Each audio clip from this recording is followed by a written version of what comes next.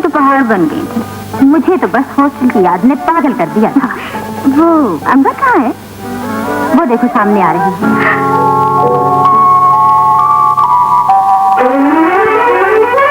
अंबर मेरी जान, मेरा दिल। सासू क्या हाल है तेरा? कब आई? अभी भी आएंगी 10 मिनट हुए। और तू? ये कोई 3-4 घंटे हो गए। मैडम का सामान कहाँ है? आंखें तो तेरी इतनी बड़ी बड़ी हैं, वो रखा हुआ है।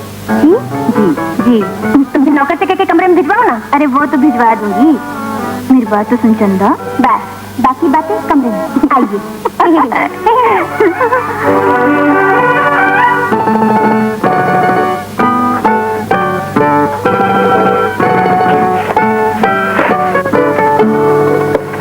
तूने 2 महीने की छुट्टियों में मुझे हर रोज तो याद नहीं किया होगा।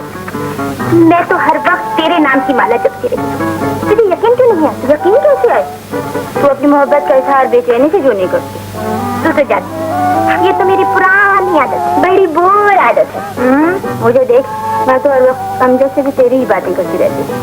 जी, ये अमजद साहब कौन है? मेरे ताया का लड़का है और मेरा मंगेतर भी। तू सुना, तेरी कहीं मंगनी हुई कि नहीं? मेरी किसी बात का जवाब ही नहीं देती। बता तो सही, चुप क्यों है? अब्बा जान की हालत बहुत खराब है। मेरा तो कॉलेज जाने को जी नहीं जा रहा था। अम्मी जान ने इसरार किया तो आ गई। अब्बा जान की हालत खराब है।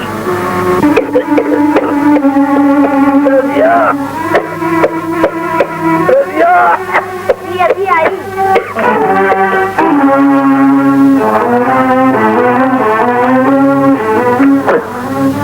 जाने इस कमबख्त बीमारी से कब छुटकारा मिलेगा। मेरे इलाज पर रजिया तुम खामखाई पैसा और वक्त जाया कर रही हो। कैसी बातें कर रही हैं आप? दुख तो इस बात का है कि मैं अपनी जिंदगी में ना तो अंबर की तालीम मुकम्मल कर सका, ना ही उसकी शादी। आपकी तबीयत ज्यादा खराब है, मैं डॉक्टर को बुला कर लाता हूँ। डॉक्टर को बुलाने की जरूरत नहीं, मुझे तो अपनी बेटी बर की फिक्र है। क्या कर रही हो अंबर? अब्बू को खत लिख रही हूँ। अल्लाह करे उनकी तबीयत ठीक हो। तुम फिक्र ना करो, इंशाल्लाह वो बिल्कुल ठीक हो। न जाने दिल में अजीब अजीब बहन क्यों आ रहे हैं। डॉक्टर साहब आ गए हैं सरकार। सरकार, अकेला छोड़कर कहाँ चले गए हैं आप? मैं अंबर को क्या जवाब दूंगी सरदार? मैं क्या करूंगी? मैं अकेली कैसे जी सकूंगी सरदार?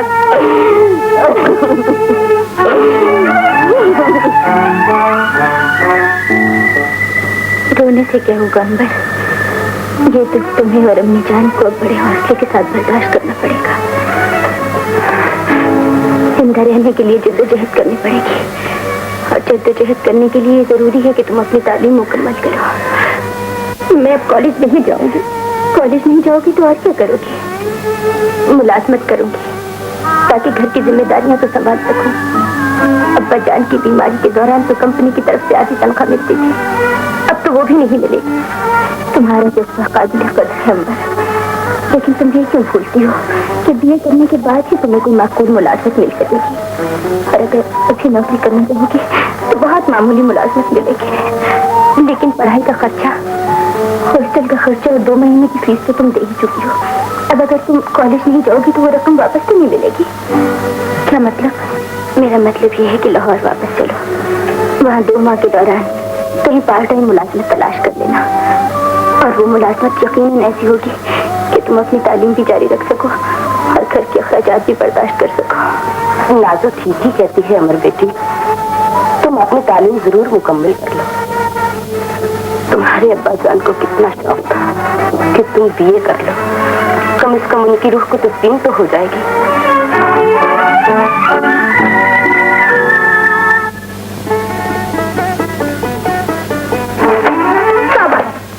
क्या हुआ तुझे? पागल हो गई है? हाँ पागल हो गई। मालूम होता है इस शहर में कोई वैकेंसी नहीं है, किसी को ट्यूशन की जरूरत नहीं है। ओहो, घबराती क्यों है? अब ये कोई जरूरी तो नहीं कि आज से अखबार देख रही है तो कल तुझे मुलाजमत मिल जाए। हिम्मत से काम ले मेरे बच्चे।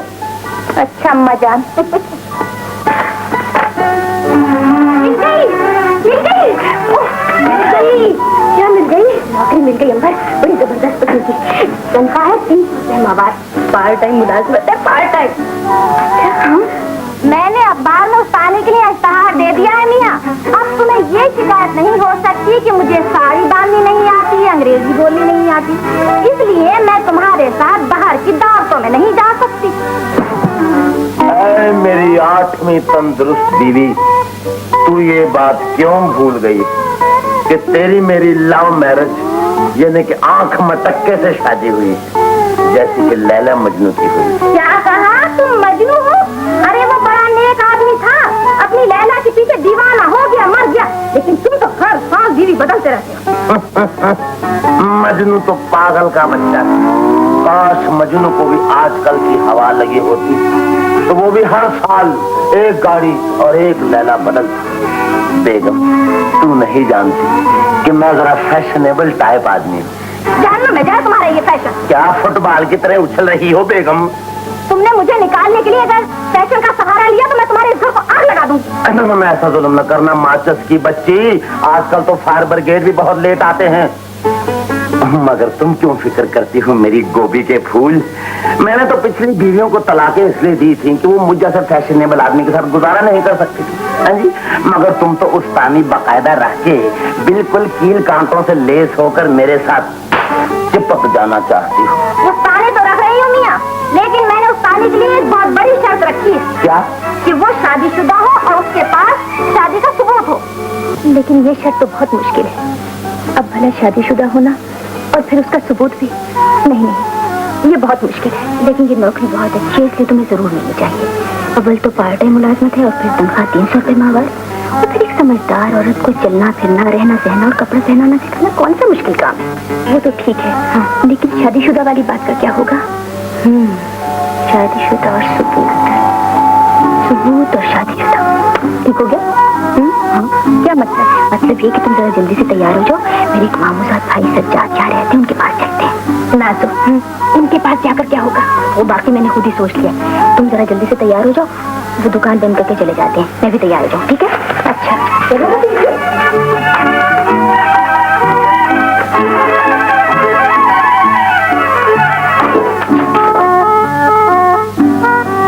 सज्जाद भाई, ये मेरी सहेली अंबर है। अस्सलाम वालेकुम। इन्हें एक बहुत बड़ी मुश्किल दरपेश है, जिसके लिए हमें आपकी मदद की जरूरत है। मैं क्या खिदमत कर सकता हूँ? बात दरअसल ये सज्जाद भाई कि आप तो बहुत बड़े फोटोग्राफर हैं और मेरी सहेली को इस जगह मुलाजमत हासिल करने के लिए ये जाहिर करना है कि ये शादीशुदा है। आप सिर्फ इतना कर दीजिए कि किसी भी लड़की के साथ इनकी एक तस्वीर बना दीजिए, ताकि। लेकिन ये सब बहुत नेक इरादे से किया जा रहा है सज्जाद भाई, यहाँ पर कोई हर्ष नहीं आएगा। तुम कहती हो तो ठीक है, इस एल्बम में से देख लो किसके साथ उतारी जाए तुम्हारी सहेली की तस्वीर। तो भाई बिस्मिल्लाह करो, पसंद कर लो अपना दूल्हा। इसके बारे में क्या ख्याल है? हाँ, वैसे गंजा और नाक भी बड़ी मोटी, ये ना सही। इसके बारे में क्या ख्याल है तुम्हारा? नहीं, ये तो पहले ही 3 बीवियों का शौहर लगता है। अल्लाह, कितना स्मार्ट लड़का है। इसके बारे में क्या ख्याल है? माँ तो ऐसे रही है जैसे सचमुच का पैगाम आ गया तेरे लिए। बोल तो सही, कैसा लगा तुझे ये दूल्हा? बातें बहुत बनाती है तू मोटी। बस ये ठीक है सज्जाद भाई, ये दूल्हा मेरी सहेली को पसंद है। आप इन दोनों की ऐसी तस्वीर बना दीजिए कि दोनों मियाँ बीवी नजर आए, बिल्कुल पक्की। ऐसे ही होगा जी। चलिए आपकी तस्वीर उतारें।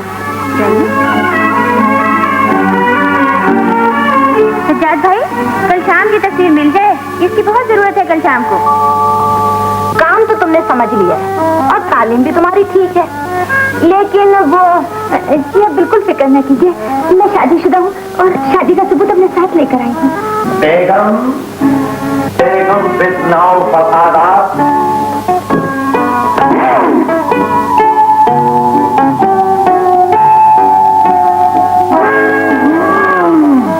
बहुत जालिम और हसीन किस्म की उस्तानी है। कमबख्त खूबसूरत भी, जवान भी है।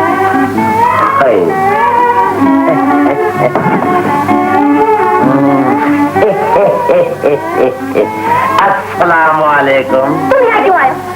तुम्हारी खैरियत पूछी। घबराइए नहीं उस्तानी साहिबा, मैं आशिक हूँ। अजीब, बचपन में मेरे माँ बाप ने मेरा नाम आशिक ही रख दिया था और उसी नाम की लाज रखते हुए शादियाँ करते रहे हो। बीवियां मुझे तलाक दे देकर यक के बाद दीगरे जाती रही हैं। मैं सोचता हूं साहिबा इंसाफ से बताइए मुझ में क्या कमी है। खूबसूरत हूँ, नौजवान हूँ, दौलतमंद हूँ, बताइए मुझ में क्या कमी है। मैंने कहा मियाँ ये शादीशुदा है और अपने साथ शादी का सबूत लेकर आइए। क्या सबूत है? ये देखिए।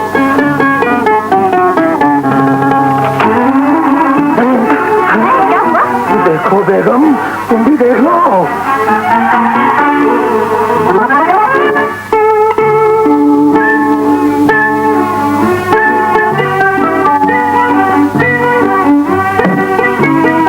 मेरा ख्याल है कि ये शादी लव मैरिज है। जी हाँ। और ये भी हो सकता है कि ये शादी चोरी छुपी की हो। और ये भी तस्वर किया जाता है कि तुम्हारे मियाँ ने इस शादी को राज में रखा। राज में नहीं मियाँ, मेरे ख्याल में। तुम चुप रहो जी, आशिक हालात की तह तक पहुंच चुका है। जी हाँ, और तुम दोनों मियाँ बीवी में किसी बात पर झगड़ा है और झगड़ा भी बहुत तगड़ा है, तभी तो आप नौकरी की तलाश में। बिल्कुल बिल्कुल। तुम रहती कहाँ हो? मैं वो यकीनन तुम अपने खावन के घर नहीं रहती, तभी तो आपको ये सब कुछ हो। जी, ये सब कुछ मैं इसलिए कर रही हूँ कि उनसे मुलाजमत के बारे में लड़ाई है। वो चाहते हैं कि मैं नौकरी ना करूँ और मैं। बहुत अच्छा किया, तुमने बहुत अच्छा सोचा है और मुझे आप जैसी उस्तानी की सख्त जरूरत है। आप कल नौकरी पर आ जाइएगा। जी बहुत बहुत शुक्रिया, बड़ी मेहरबानी। मेहरबानी की क्या बात है। बेगम, इनको 1 महीने की तनख्वाह पेश कीजिए।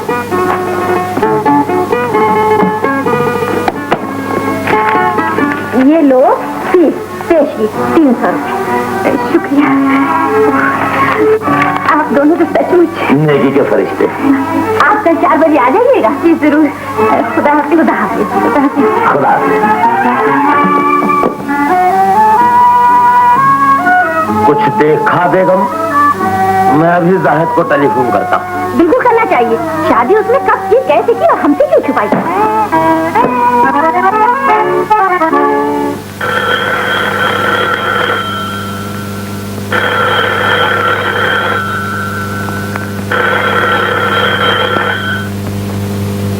हेलो जी, मैं जमाल बोल रहा हूँ। अजीबो नाम के जाहिद कहाँ है? वो तो किसी काम से बाहर गए आशिक मियाँ। कैसे काम से? उनका खुफिया काम तो हमारे घर पहुंच गया है। जी, खुफिया काम? हाँ हाँ, खुफिया काम, मगर तुम क्या समझोगे बाबा। अच्छा देखो सुनो, जैसे ही वो जाहिद खाना खराब आए उसे फौरन मेरे घर भेज दीजिएगा, हैं? समझे? और बाकी काम मैं खुद संभाल लूंगा। बड़े चालाक बनते हैं जाहिद। बड़ी चालाकी से मैंने उनकी हर बात का जवाब जरा गोल मोल तरीके से दिया। चलो अच्छा हुआ, तुम्हें नौकरी तो मिल गई। हाँ नौकरी तो मिल गई, पर रोज का जाना ये कौन सा मुश्किल काम है? 4 से 5 बजे तक तुम ट्यूशन देना और हॉस्टल से 1 घंटे के लिए चले जाना कोई मुश्किल काम नहीं। नाजो किसी मुसीबत में न फंस जाए। अंबर किस मुसीबत में फंस जाएंगे? न जाने मेरा दिल क्यों डर रहा है। अब तो फीस एडवांस भी ले चुकी हो बीबी। अल्लाह का नाम लेकर शुरू करो, अल्लाह बरकत देगा। हाँ बीबी, अल्लाह ही बचाएगा। हाँ माफ कीजिए, आपको कुछ डाइटिंग भी करनी पड़ेगी। हाँ तो मैं कह रही थी कि औरत की चलने फिरने उठने बैठने में एक डिग्निटी होनी चाहिए। मेरा मतलब है वकार। वकार आता कैसे है बीबी, ये भी तो समझाओ ना। घबराना मत, मैं तुम्हारा भेजा काफी खाऊंगी। जी हाँ, सबक वही याद रखूंगी जो आप खुद करके बताएंगे। अच्छा तो देखिए, फर्ज कीजिए आप अपने मियाँ के साथ किसी पार्टी में दाखिल हुई। आपके मियाँ ने निहायत मोहब्बत से आपका हाथ थाम रखा है, तो आप कुछ इस अंदाज में चलिए।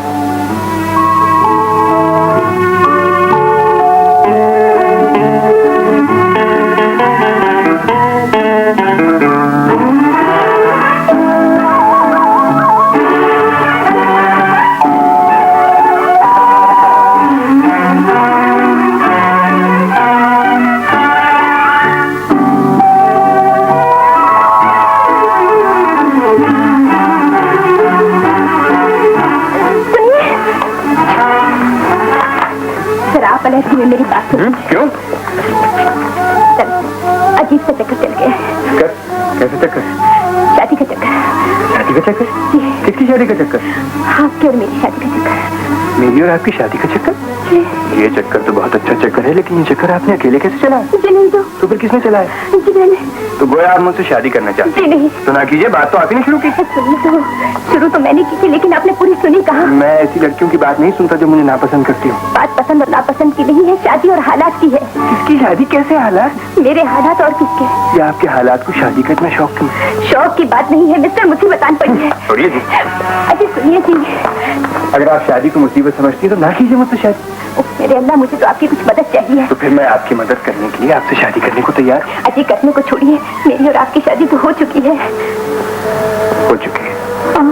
ठीक है, आप कहती हैं तो हो चुकी है। खुदा के लिए किसी को बताइए नहीं। बात दरअसल ये है कि अब तो सब बात बिल्कुल ठीक हो जाएगी। इसीलिए तो मैं फौरन भाग आई हूँ मियाँ। अगर उन दोनों में कोई नाराजगी है तो अकेले में दूर हो जाएगी। साहिब भाई उसे देखते ही फौरन वापस लौट गए। अरे मेरी पपियो, मैंने टेलीफोन करते वक्त उसे ये थोड़ा ही बताया था कि उसकी बेगम यहाँ मौजूद है। अब अल्लाह करे उनकी सुलह हो जाए। बेगम, ये है सारा किस्सा। आप बिल्कुल फिक्र न कीजिए, आपने जो झूठ बोला है मैं उसे सच कर दिखाऊंगा। देखिए, मियाँ बीवी की एक्टिंग करने के लिए ये चौंसले बहुत जरूरी है। भाभी, भाभी। देखा बेगम फितना फसादा? मैं न कहता था कि जब दोनों मियाँ बीवी आमने सामने होंगे तो फौरन सुलह हो जाएगी। हाय, शर्माना तो कोई तुमसे सीखे। हाय अल्लाह। बड़ी गोलगप्पी हो तुम।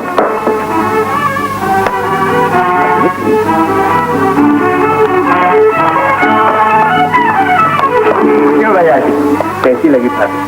जी कोई ऐसी वैसी नाकाबिले बयान, मगर हैरत इस बात की है कि पिछले 4 सालों से तुम्हारी और मेरी दोस्ती चल रही है और आज तक तुमने मुझे यही चक्कर दिया है कि मैं जिंदगी भर शादी नहीं करूं। बस 2 सितंबर का हुक्म देखकर मेरा फैसला रेत की दीवार बनकर गिर पड़ा।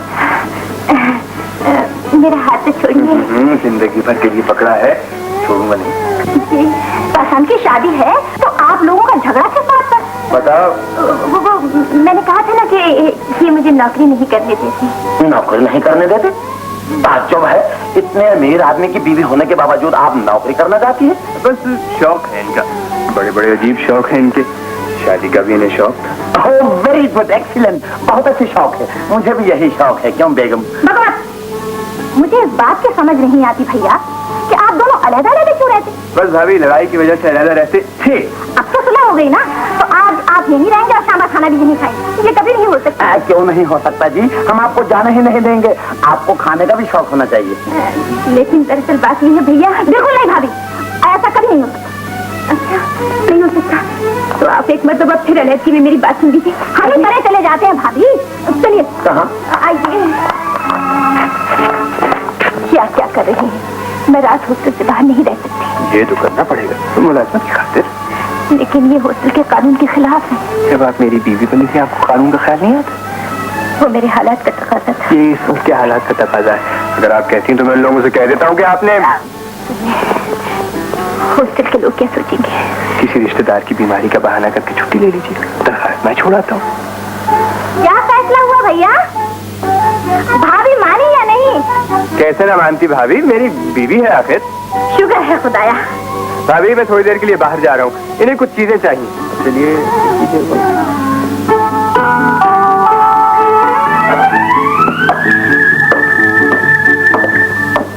बिल्कुल गलत। अंबर को ये दरख्वास्त हॉस्टल छोड़ने से पहले मंजूर करवा लेनी चाहिए थी। ये बात नहीं मैडम, वो बात दरअसल ये थी कि अंबर तो अपनी बीमार खाला को देखने गई थी। हालत ज्यादा खराब हो गई, इसलिए उसने दरख्वास्त भिजवा दी। लेकिन ये सब बिल्कुल ठीक है मैडम। आप तो जानती हैं आज तक पहले कभी ऐसा हुआ है? तुम उसकी खाला को जानती हो? बहुत अच्छी तरह जानती हूँ। ये दरख्वास्त उसका कजन ही तो लाया था।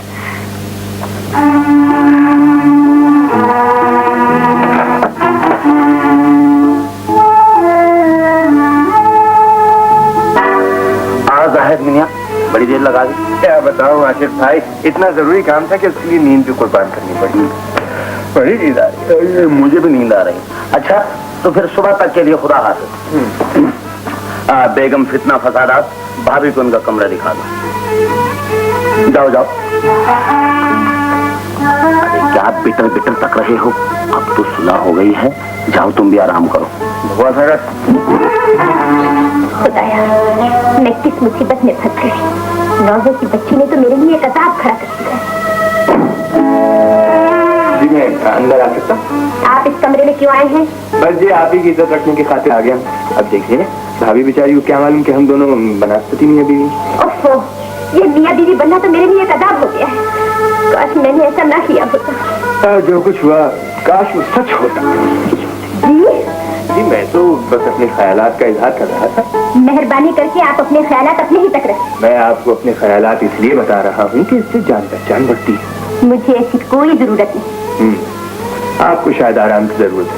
मैं लाइट ऑफ कर दूं? ए मिस्टर, ये लाइट तमाम रात जलती रहेगी और मैं भी सारी रात जागती हूँ। हाँ ठीक ही तो है, जब शौहर को नींद ना आए तो बीवी का यही फर्ज है। कौन शौहर और किसकी बीवी? जी जाहिर शौहर और अंदर बीवी। हो, ये मियां बीवी की रात खत्म होगी या नहीं? कितनी खूबसूरत है ये रात। गीत गाती हुई ये हवाएं, ये फिजाएं आपके दिल के तारों को नहीं छेड़ती अंदर जी? मेरा दिल दिल है, सितार नहीं। मेरे दिल का मैंडलिन तो बज रहा है। सुनिए, आपको आवाज नहीं है? और क्या लिखा अंबर ने? अंबर को 300 रुपए की मुलाजमत मिल गई। ये तो बहुत अच्छा हुआ, शुक्र है खुदाया। अंबर की तालीम भी मुकम्मल हो जाएगी और बगैर किसी मुश्किल के ये वक्त भी कट जाएगा। अच्छा खालाजा, अब मैं चलती हूँ, अम्मी इंतजार कर रही हो। अच्छा बेटी। अम्मी जान तो मुलाजमत का पढ़कर बेफिक्र हो गई, लेकिन ये मुलाजमत तो मुसीबत बन गई। अब तो बेबी एडवांस भी ले चुकी हूँ, अब तो ये मुसीबत बर्दाश्त करनी ही पड़ेगी। नाज़ो, ये मुसीबत बीवी बनने की है और मैं किसी की बीवी कैसे बन सकती हूँ? तो फिर इनकार कर दो। इनकार कैसे करती? वो तो एकदम आधम का और मेरे पैरों तले से जमीन निकल गई। हाँ वैसे अंबर तो खूबसूरत और स्मार्ट भी तो बहुत है ना। खूबसूरत है तो क्या करूँ? मेरी समझ में नहीं आता अब क्या होगा। हुआ तो कुछ भी नहीं बाबा, लेकिन आज मैं बहुत खुश हूँ। शुक्र है मालिक, आपके चेहरे पे हंसी आई है। आपको खुश देखकर यकीन जानिए मैं यूं महसूस करता हूँ कि आज सारी दुनिया हंस रही है। जिस गम को आपने रोग समझ लिया था वो आपको जिंदगी से कहीं दूर लिए जा रहा था। आपकी जिंदगी बड़ी कीमती है मालिक, इसे यूं सस्ते दामों में न लुटाइए। दाम तो हमने बहुत ज्यादा चुकाए हैं बाबा, सबने भी बहुत सहे, लेकिन आज पहली बार जाने क्यों मेरा भी हंसने को जी जा रहा है। काश वो ना हो जिसका मुझे खदशा है, वो हो जाए जिसका होने को जी चाहता है। उन गमों को भूल जाइए मालिक, पुराने गमों की बात छोड़ो बाबा। ये बताओ, टीना और गुड्डो की कोई इत्तला आई? खर्चे के लिए जो पैसे भेजे थे उनकी रसीद आ गई है। वैसे प्रिंसिपल साहब का खत भी आ गया है, वो बिल्कुल ठीक है।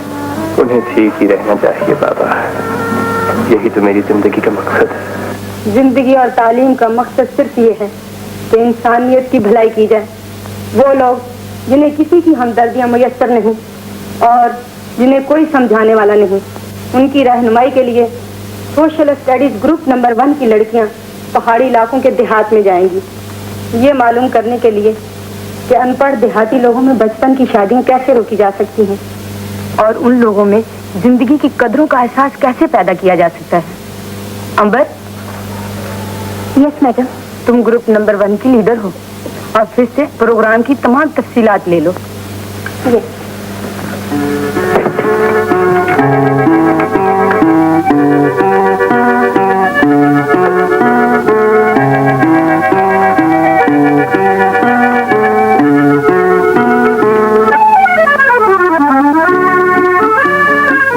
जाना पड़ा तो इस ट्यूशन का क्या बनेगा? और उस औरत का तो नाम भी कितना है। कोई तरकीब लड़ाओ नाज़ो कि मेरा जाना रुक जाए। तरकीब क्या खास लड़ाऊं? तुम तो उस पार्टी की लीडर हो, तुम्हारा रुकना मुमकिन नहीं है। जी तो फिर ये ट्यूशन हाथ से गई और तुमने ही मुझे इस मुसीबत में फंसाया है। मैं फंस गई हूँ तो उनसे जाकर कह दो कि मैं किसी जरूरी काम से अपने घर जा रही हूँ, यहाँ तो पढ़ाने के लिए नहीं आ सकती। वो मेरी बात मान जाएंगे? मानेंगे कैसे नहीं, तुम्हारी तो रिश्तेदारी है उनसे। आखिर में से जाहिद हो। नाज़ो की बच्ची, हर वक्त का मजाक अच्छा नहीं लगता। बहुत अच्छा। मुझे तो उस घर में जाते हुए भी डर लगता है, कहीं उसने देख लिया तो मेरी जान को चिमट जाएगा। तो ऐसा करो, जाओ जाकर टेलीफोन कर लो उसे। टेलीफोन कर? हाँ, लेकिन मैं कैसे करूँ? नाज़ो तू कर देना। अच्छा, गंदे हाथ परी करो फिर करो। जी अच्छा, नहीं करूँ टेलीफोन? कर देना अभी। लो, वक्त पड़े तो गधे को भी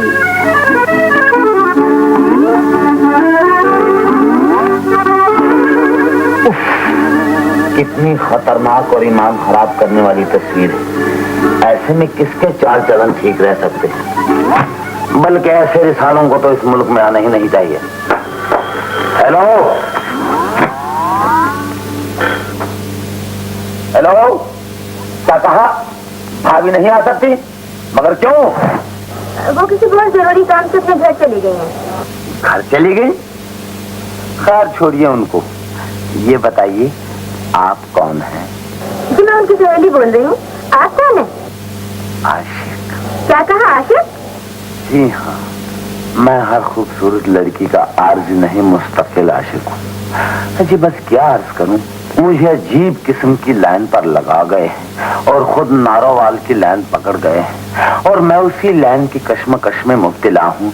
खुदारा मुझे इस लाइन से छुटकारा दिलवाइए, मेरे सामने आइए और मुझसे बड़े बेहुदा इंसान है आप।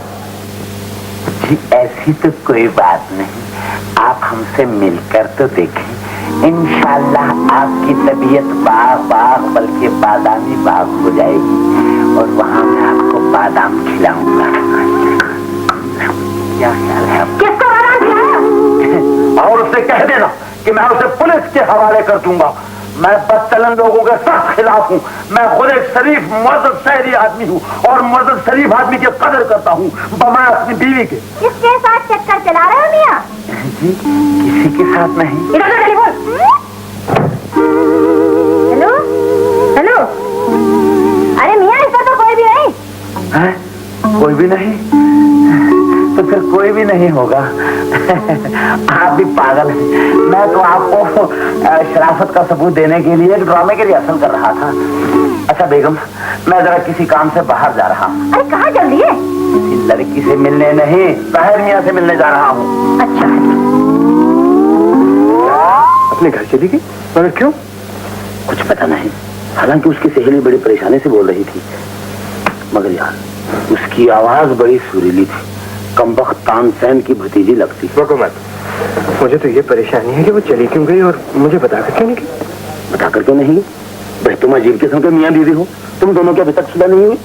सुलह तो हो गई थी, फिर मामला बिगड़ गया। चलो पता करें उसका। चलो। प्रैक्टिकल के लिए मरी गई? जी हाँ। मगर कब गई? आज ही। आप लोग कौन है? ये सब कुछ क्यों पूछ रहे हैं? माफ कीजिए, उनके वालिद साहब हैं। क्या कहा? जी मैं मैं उनका वालिद हूँ और ये उनके भाई है। मैं भाई, ये बात मैं भाई वालिद हूँ। लेकिन उनके वाल का इंतकाल हो चुका है। माफ कीजिए मिस्टर नामालूम, यकीन कीजिए मैं सीधा कब्रिस्तान से ही चला रहा हूँ, सिर्फ कफन उतार के ये टी शर्ट पहन ली है। आप बकवास कर रहे हैं मिस्टर, मैं भी आपको पुलिस के हवाले करूंगा। न कीजिए, मैं खुद इसे पुलिस के हवाले करूंगा। अच्छा तो आप लोगों में ये जो बचपन की शादी का रिवाज है, इसकी वजह क्या है? इसकी वजह क्या होगी बीबी? हम लोग पैदा होते ही बच्चों के रिश्ते नाते अपने रिश्तेदारों में कर देते हैं, ये जाने बिना कि लड़का बड़ा होकर क्या बनेगा या लड़की की अपनी मर्जी क्या होगी। कोल्हू का बैल कोल्हू में जुटेगा। हमारे लड़के तो बस मजदूर होते हैं बीबी, और लड़कियों की अपनी मर्जी क्या होगी? ये तो कोई बात ना हुई। इस बात का जवाब हमसे पूछो शहरी बीबी लोग। आओ इधर आओ, इधर आओ, इधर आओ, इधर आओ।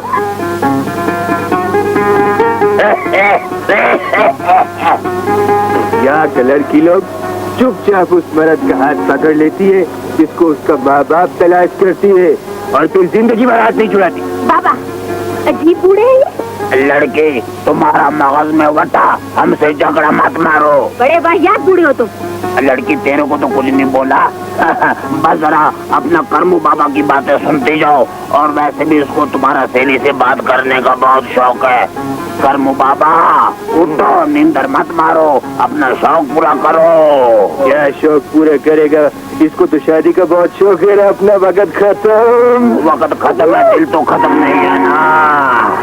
आए वही आए। अमन अमन। छोड़ो मेरा हाथ।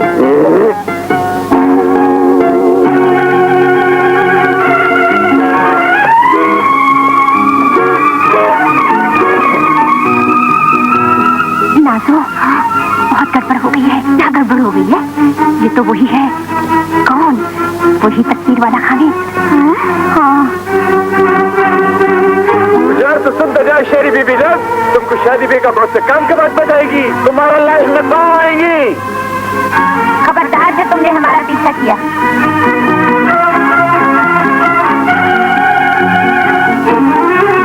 अरे आप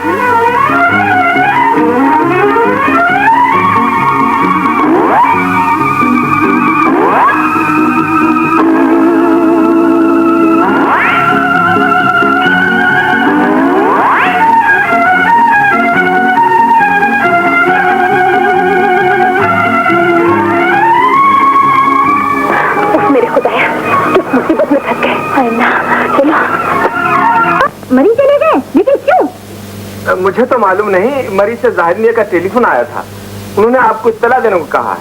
अजी जाहिर मियां तो गए हैं, लेकिन मेरा मियां क्यों गया है? कोई काम होगा तभी तो गए बीबी जी।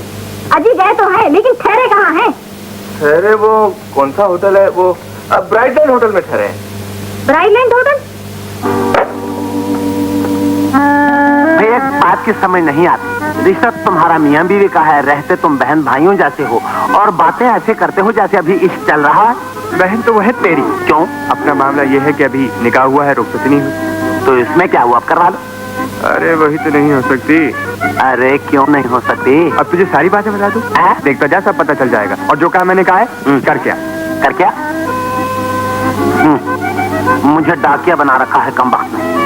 एक न एक दिन ये मुसीबत हॉस्टल तक भी पहुंच जाएगी, फिर मेरी रुसवाई होगी और मैं हॉस्टल से निकाल दी जाऊंगी। मेरा ख्याल है ऐसा नहीं होगा। होगा क्यों नहीं? जो लड़का हमारा पीछा करते करते मरी तक आ पहुंचा है, वो किसी दिन हॉस्टल तक भी पहुंच जाएगा, जबकि वो एक बार वहां जा भी चुका है। लेकिन उस दिन तो वो मेरी दरख्वास्त लेकर आया था, अब किसी दिन वो अपनी दरख्वास्त लेकर आ जाएगा। फिर क्या होगा नाती? आसार वाकई बहुत खराब नजर आ रहे हैं। तुम किसी दिन उसे जाके खुद आराम से समझा दो ना सब कुछ। आराम से कैसे समझाऊं?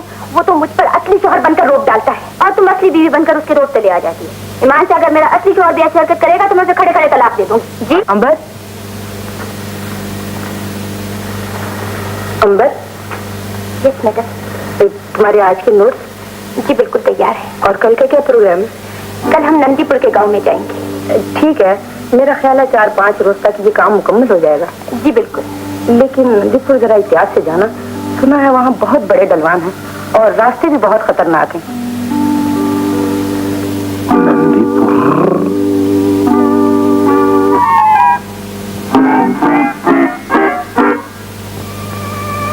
कमल की क्या करती है? गिरेगी तो हड्डी नहीं मिलेगी तेरी।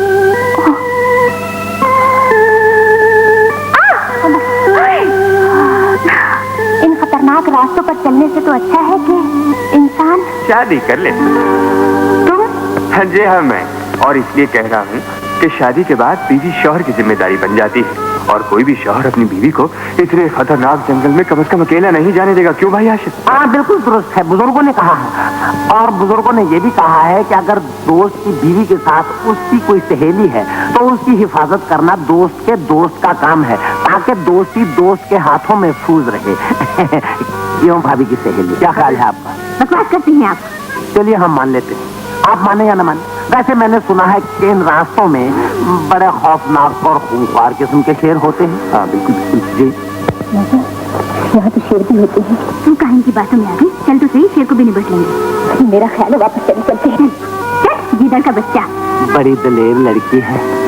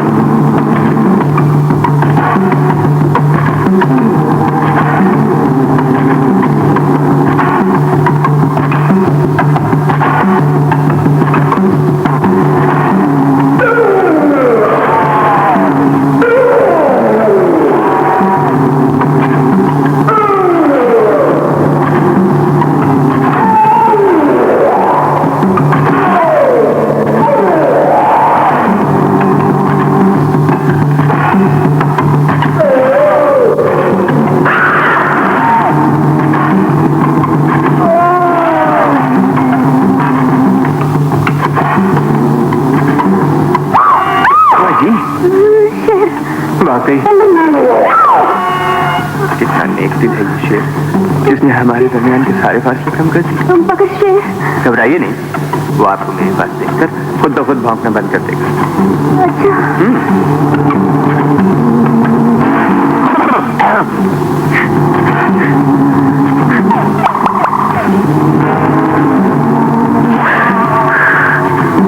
क्या बात? शेर? कौन सा शेर? तुम वाला? ऐसी शेर की क्या मजाल है जो मेरे होते हुए आपकी तरफ आंख उठाकर भी देख सके। यहाँ के तमाम शेर मेरे वाकफ हैं, वो मुझसे डरते हैं, वहाँ शेर से बड़े डरते हैं।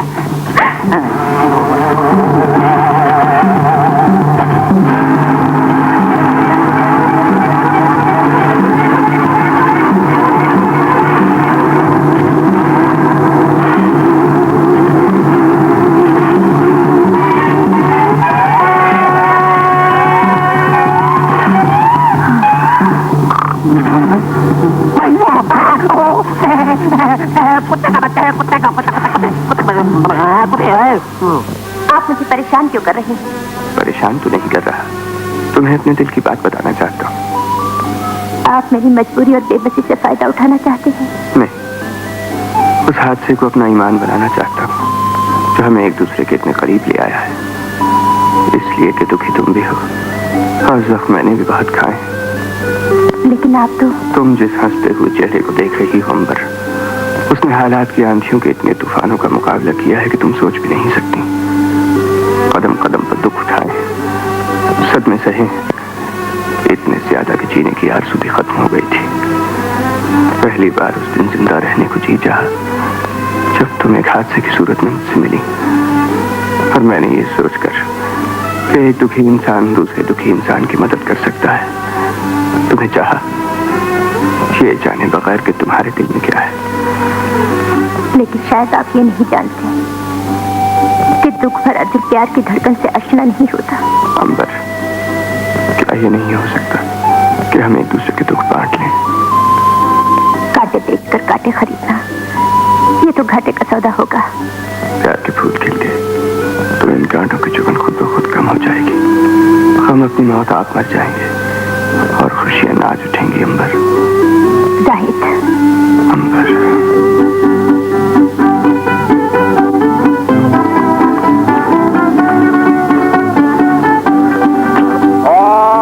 दलील रंबल, किस्मत ने फैलाया जाल, आने वाले दिनों का हाल तुमने कही हमने जानी, दिलों की मुराद पाने के लिए नजूमी बाबा रहनुमाई करेंगे।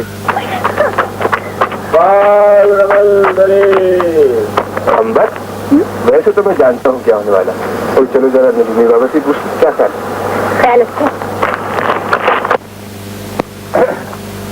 क्या पूछना चाहते हो साहब? यही कि बाबा, मेरा मतलब इस साल... मैं समझ गया हूँ। हाथ दिखाइए। तेरा सितारा तो मुश्तरी है बाबू। मुश्तरी? ये सयाह साद अकबर है, जिसकी साथ में बादशाहों उम्र की मुलाकात और शादी निकाह वगैरह, खरीदो फरोख्त करना, तलिस्म तावीज़ वास्ते तस्वीर और दोस्ती के लिखना, नया कपड़ा पहनना और हजामत बनवाना मुबारक है बाबू। हजामत तो होती रहती है बाबा। ये बताओ, ये साल तो अच्छा है? साल बहुत अच्छा है, ये तो मजनू का साल है। ये तेरा माल है। प्यार करो और जिंदा रहो। मुझसे इज़हार मोहब्बत करते हुए शर्म नहीं आती? यकीन जानो नाजो, मैं बेहया जरूर हूँ लेकिन बेशर्म नहीं। शादीशुदा होकर भी तुम मुझ पर डोरे डाल रहे हैं। डोरे? दरअसल मैं बचपन में पतंग वाली डोर बेचता रहा हूँ, इसलिए डोरे डालने की आदत पड़ चुकी है। और अगर तुम्हें मेरी बीवी का खौफ है तो यकीन जानो मैं तलाक देने का आदी हो चुका हूँ। मैं फितना को तलाक देकर हमेशा के लिए फितना ही खत्म कर दूंगा, बशर्ते कि तुम मेरी हो जाओ। बड़ी घटिया इंसान हो तुम। Thank you. मेरी बात तो सुनो।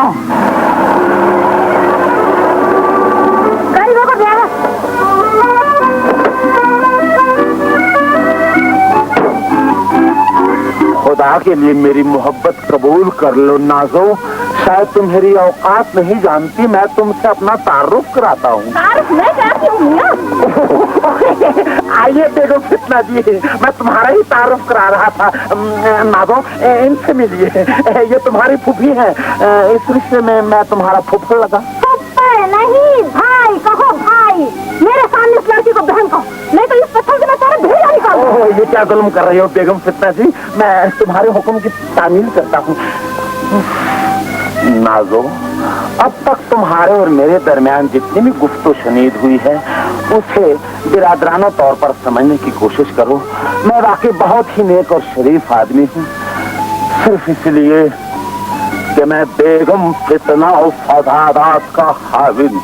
अपने मियाँ के गले में रस्सी डाल के रखो बहन। कि मैं बताऊँ? ये इस काबिल नहीं कि घर से बाहर निकल सके। मैं तो जाहिद भाई की वजह से चुप रही, वरना इसका मुंह नोच लेती। तुम उसकी का ना करो बहन, ये काम मैं करूँगी। इधर आना मियाँ। जी फरमाइए। मैं तो मुंह नोचूंगी। ना बाबाजी, खुदा के लिए मेरी मदद को जाहिद भाई को बुलाना। मुझे माफ कर दो बेगम फितना, फिर कभी फसाद नहीं होगा। प्लीज माफ कर दो। माफ कर। तो बहुत अच्छी हुई बात है, मैं तो उसे यही तारीफ कर रहा था। तुम्हारी जैसी बेगम तो मुझे कभी नहीं मिलेगी। माफ कर रहे हैं।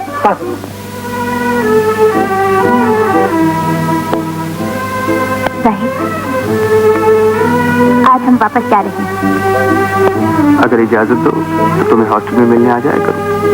जी नहीं, तुम मुझे हॉस्टल में मिलने नहीं आओगे। एक शर्त पर। कैसी शर्त? तुम भाभी फितना को बदसूर पढ़ाने आया करो। वो क्यों? तुम्हारी वो जरूरत जिसने हम दोनों को एक दूसरे के करीब कर दिया है। मायूस नहीं होनी चाहिए।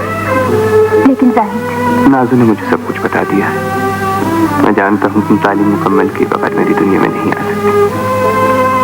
6 माह बाद जब तुम्हारे इम्तिहान खत्म हो जाएंगे तो मैं तुम्हारी अम्मी से बात करूंगा और उसके बाद हम दोनों हमेशा के लिए एक दूसरे के हो जाएंगे।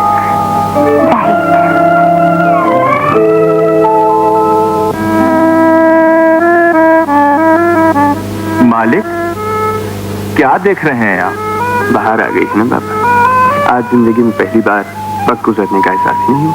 दिल और जहन पर खुशियों की मुहर लग जाए तो वक्त गुजरता नहीं, उड़ता है मालिक। ठीक कहते हो बाबा। जब दिन अच्छे हो तो हर तरफ से खुशियों के पैगाम ही आते। आज बच्चे भी तो आ रहे हैं। हाँ, कोई 2 घंटे तक उनका जहाज पहुंचने वाला होगा। तो फिर मैं 2 घंटे पहले ही एयरपोर्ट चला जाता। इतनी जल्दी? मेरे बच्चे आ रहे हैं बाबा।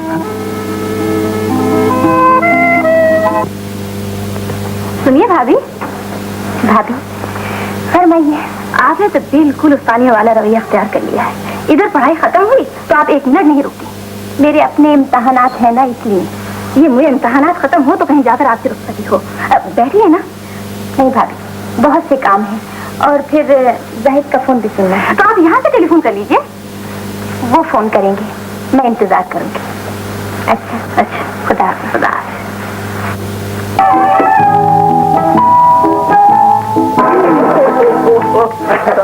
बस भाई बस, बहुत थक गए। डैडी, आप हमारे पास क्यों नहीं रहते? इसलिए कि वो तुम्हारी मिस जो है ना, हमें दाखिला नहीं देगी स्कूल में। मैं अपनी मिस को कहूंगी कि आपको दाखिला दे दे। अच्छा, तुम सिफारिश करोगी तो फिर हम चले चलते। बाबू को भी दाखिला दिला दो। ये तो बहुत बुड्ढे हैं। मैं तो बहुत बुढ़ा हूँ। मेरे बच्चे स्कूल से वापस आ गए होंगे जेलर साहब। खुदा के लिए मुझे उनसे मिलवा दीजिए। मुझे उनकी सूरत देखे कई साल हो गए हैं। मैं कोशिश करूंगा अरफा, लेकिन मुझे उम्मीद नहीं कि जाहिद माने। उससे कहिएगा इतना जालिम न बने। वो मुझे अपने बच्चों से नहीं मिलने देगा तो मैं जेल की दीवारों से टकरा टकरा के मर जाऊंगी। खुदा के लिए सिर्फ एक बार मुझे उन्हें दूर से देख लेने दीजिए। लेकिन जाहिद नहीं चाहता कि वो जेल में आए। आप उन्हें अपने घर बुला लीजिए जेलर साहब। मैं उन्हें दूर से देख लूंगी।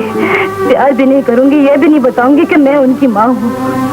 मैं कोशिश करूंगा कि जाहिद उन्हें मेरे घर भेज दे, लेकिन तुम अपने वादे पर कायम रहो। मैं तो ममता की प्यास बुझाना चाहती हूँ। बच्चों को दूर से देखकर खुश हो जाओगी। ऑफिस में इंतजार करती आई, जाहिद का टेलीफोन नहीं आया। और तू क्या सर पे सवार? नीचे उतर के बैठ। बता जाहिद का टेलीफोन क्यों नहीं आया? कोई काम होगा उसे। पिछले 6 माह से एक दिन भी ऐसा नहीं हुआ। तो फिर मैं क्या करूं? तू कर लेना जाके टेलीफोन। लेकिन जाहिद ने क्यों नहीं किया? तो मुझे क्या पता। मैं ये बात जिंदगी भर नहीं मान सकता महमूद। ये कभी आसपा बच्चों की सूरत तो क्या उनकी परछाई भी नहीं देख सकती। लेकिन वो उन बच्चों की माँ है। उनकी माँ मर चुकी है महमूद। आरफा से कहते ना, उसका नाम सुनकर इस घर की दीवारें तक कांप उठती। जिल्लत और रुसवाई के जो जख्म उसने मेरे सीने पर लगाए हैं उनसे आज तक खून रिश्ता है। तुम मेरे दोस्त होकर मेरे जख्मों पर मरहम रखने की बजाय नश्तर चुभाने आए हो। आरफा की हिमायत में बोलते हुए तुम्हारी जुबान सुना हो गई। तुम ये क्यों नहीं समझते कि मैं आरफा की बजाय एक माँ के आंसू की कीमत चाहता हूँ? तुम एक दोस्त के आंसू क्यों नहीं बोलते? मुझे तो रोते हुए कई साल बीत गए हैं महमूद, मैं तो हंसना भूल गया हूँ। छुप छुप के रोया हूँ, लोगों के हुजूम में रोया हूँ। जिंदा रहने को जी नहीं चाहता था, सिर्फ एक मकसद ने जीने पर मजबूर कर दिया। वो बच्चे आरिफा के नहीं मेरे। चले जाओ महमूद, आरिफा उनके साय से भी दूर रहेगी।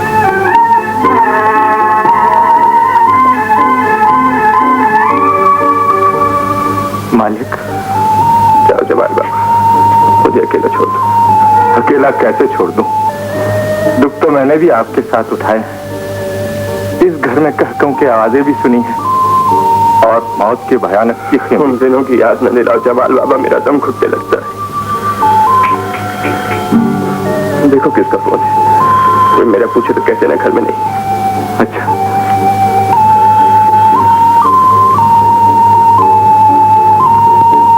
हेलो जी, जाहिर साहब तो घर पे नहीं है। क्या कहा? आंबर भी बोल रही हैं? जमाल बाबा, मैं बात करूं।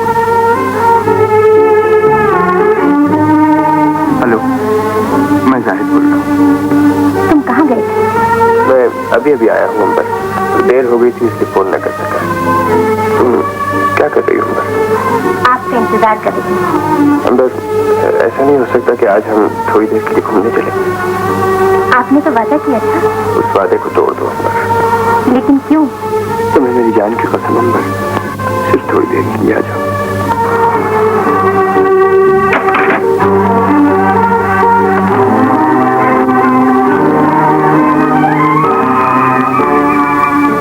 एक माँ की खुशी के लिए जरूरी है कि उसे बच्चों से मिलवा दिया जाए, लेकिन क्या?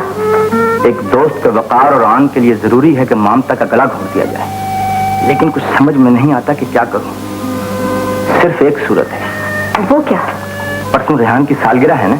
हाँ। सालगिरह पर बीना और गुड्डो को भी बुलवा लिया जाए। आरफा भी बच्चों को देख लेगी और जाहिद को भी पता नहीं चलेगा। मैं आज इतना परेशान हूँ कि तुम्हें बता भी नहीं सकता। अंबर, क्या ये नहीं हो सकता कि हम बहुत जल्द एक दूसरे के हो जाएं? मेरी जिंदगी की मजबूरियों और दुश्वारियों को जानते हुए तुम ये सोचते हो, लेकिन पर तुम्हें ये नहीं है कि मेरी एक माँ भी है और माँ की जिम्मेदारियां संभालने के लिए मुझे मुलाजमत करनी पड़ेगी। और उसका मतलब है कि हमें इंतजार करना पड़ेगा उस दिन का जब परेशानियों खुशियों का लिबास पहनकर आंखों में आंसू की बजाय जिंदा रहने की चमक ले आए। अंबर ने खत में लिखा है कि इस माह उसके इम्तिहान खत्म हो जाएंगे और उसके बाद आपकी मुश्किलों की मंजिल भी खत्म हो जाएगी। मेरी और तो कोई मुश्किल नहीं सिवाय इसके कि मैं चाहती हूँ इम्तिहान खत्म होने के बाद अंबर की शादी कर दूँ। इतनी गिरती, लेकिन आपका क्या बनेगा खाला क्या? मैं तो किसी न किसी तरह गुजारा कर लूंगी, लेकिन अगर कोई अच्छा सा घर मिल जाए जहाँ अंबर की तालीम को ही उसका जहेज समझा जाए तो बस मैं फौरन अपनी बेटी की शादी कर दूंगी। कल शाम वो बहुत उदास और परेशान थे। ऐसा लगता था जैसे वो मुझे कुछ बताना चाहते हैं, लेकिन क्या? बातों का रंग ऐसे मौजू पर चला गया कि मैंने पूछना मुनासिब न समझा। कैसा मौजू? शादी का मौजू। और कैसा? अरे अंबर, वो देख अंजुम।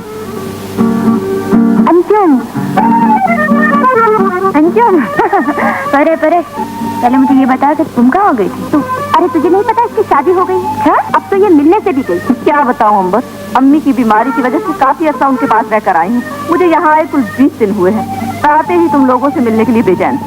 सिर्फ 20 दिन हुए हैं और मिलने आज आई है। इसलिए आई हूँ कि कल रेहान की सालगिरह है, तुम दोनों जरूर आना। आएंगे तो जरूर, लेकिन हमारा रात को होटल से देर तक बाहर रहना, इसका फिक्र ना कर बच्चा, मैं बंदोबस्त कर लूंगी। नाज़ो, इम्तिहान में एक हफ्ता रह गया है, वार्डन इजाजत नहीं देती। और वो तुम देखते तो रहो, मैं कोई ना कोई चक्कर जरूर चला लूंगी। पता है सालगिरह पे तो बड़ा जश्न और हंगामा होगा, है ना? तुम्हारे चक्करों ने हमेशा फंसवाया है, मुझे तो माफी थी। अच्छा भाई बातें छोड़ो, तुम दोनों जरूर आना।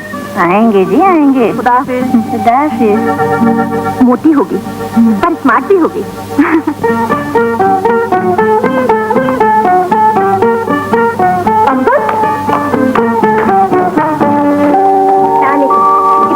आई हो तुम दोनों? कोई खास देर तो नहीं हुई। अच्छा तशरीफ रखिए। सालगिरह मुबारक हो।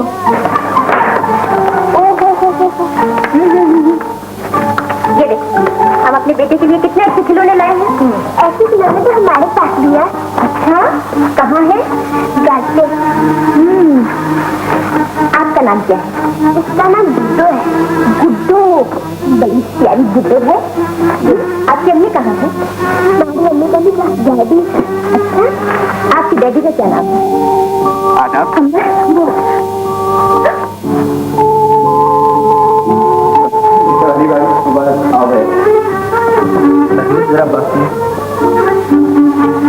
यहाँ आप मुझसे बिल्कुल बात नहीं करेंगे। अरे क्यों नहीं है?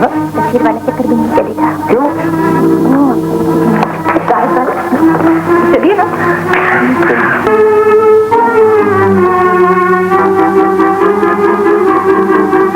मेरे बच्चे कितने बड़े हो गए हैं। मेरे बच्चे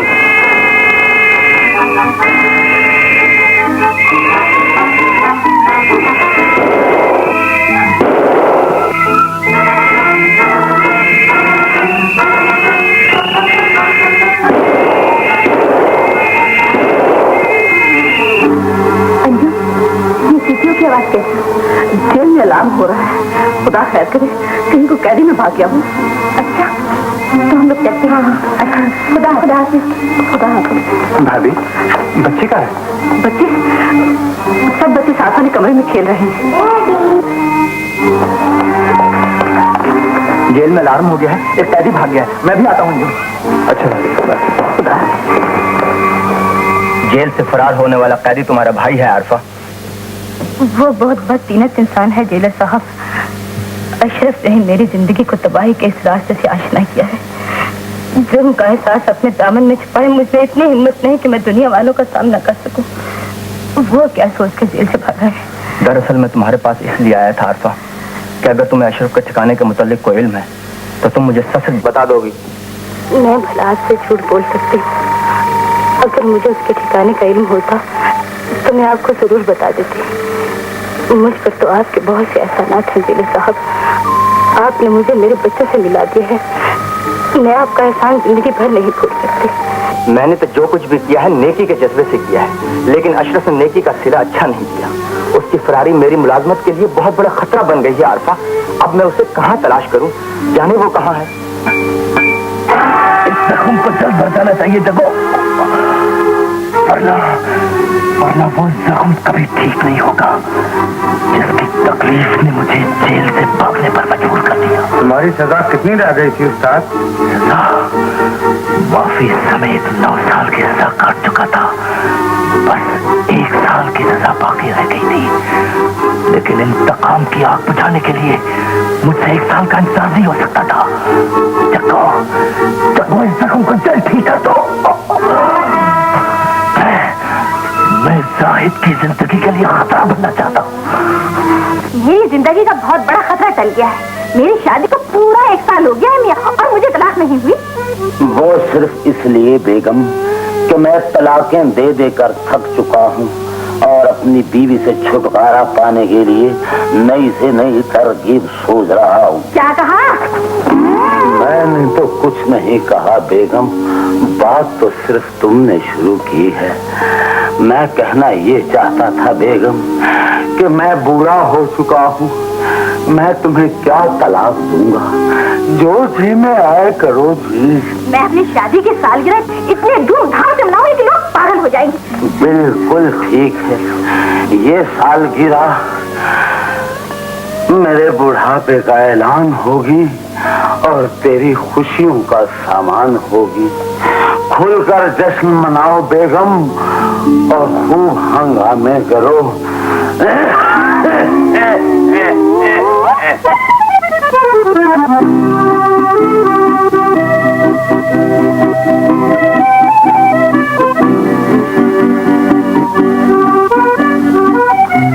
हेलो मिस्टर आशिक, शादी की सालगिरह मुबारक हो। मुबारक हो भाई, क्या अर्ज करूं, मजबूरी। चलिए।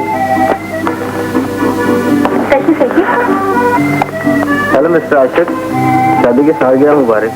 भाई सुबह से मुबारकें ले लेके थक चुका हूँ, अब कुछ उनको भी मुबारकबाद दीजिए। कितना बहन सालगिरह मुबारक हो। शुक्रिया, मेहरबानी, थैंक यू। बेगम, ये शुक्रिया, मेहरबानी, थैंक यू, इन तीनों लफ्जों का मतलब एक ही है। मियाँ मैं औरतों को डिक्शनरी नहीं। आशिक भाई, आज के दिन मिले हैं। आइए आइए, तशरीफ लाइए। जाहिर मियाँ कहाँ? जी, मुझे क्या खबर, वैसे अब तक तो नहीं आ जाना चाहिए था। शुक्र है आप तो आ गई। क्या कहा? अब कुछ नहीं, जरा नाजोबाजी का शुक्रिया अदा कर रहा था। आपको तो ये तोहफे का मरवत नहीं। भाभी, सालगिरह मुबारक। शुक्रिया भाभी, आप बैठिए, मैं एक दो काम कर लूँ। जी हाँ, इन्होंने कपड़े धोने हैं। आइए आइए, शुक्र है परवेज साहब आप तो आ गए। शुक्र तो मुझे आपकी सालगिरह पर करना चाहिए था। मैंने सोचा था शायद इस बार किसी नई भाभी से मुलाकात न हो जाए। हाय काश मिस्टर परवेज ऐसा हो जाता। इस कमबख्त ने तो मेरा कैलेंडर ही खराब कर दिया। क्या कहा? कुछ नहीं, मैं तो भाभी से ये कह रहा था कि आपको अच्छा गाना सुनाइए ताकि तुम हर साल शादी की सालगिरह न मना सको। मेरा मतलब कोई अच्छा सा गाना सुनाइए प्लीज भाभी। देखिए ना, इस वक्त मुझे आपकी मदद की जरूरत है। मेरी हालत कितनी नाजुक है। वाकई, लेकिन भैया सुना दीजिए भाभी प्लीज। थैंक यू, मैं ला सुनाइए, वरना ये औरत इसी तरह अंग्रेजी की टांग तोड़ती रहेगी। फिर तुमने बकवास की। भाभी, इसकी जबान मेरठ की कैंची है जो कपड़े भी काटती है और मुझे भी। देखिए प्लीज गाना सुनाइए, कोई ऐसा गाना हो जो मेरे दुखी दिल की पुकार हो। सुना दो। चलिए भाभी। बेगम, ये सालगिरह की कमाई तो लेते जाइए।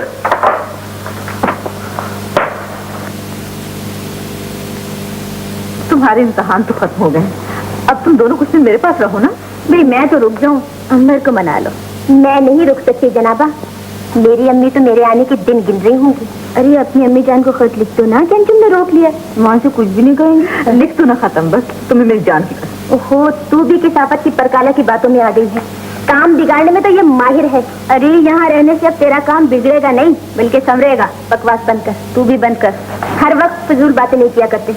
हम आज ही शाम की ट्रेन से वापस जाएंगे। चलो चल। अंजू, बुरा मत मानना। खुदा हाफिज। खुदा खुदा हाफिज। घर चल तू। नहीं, मैं नहीं जा रही। चलेगी कैसे नहीं? जाहिद,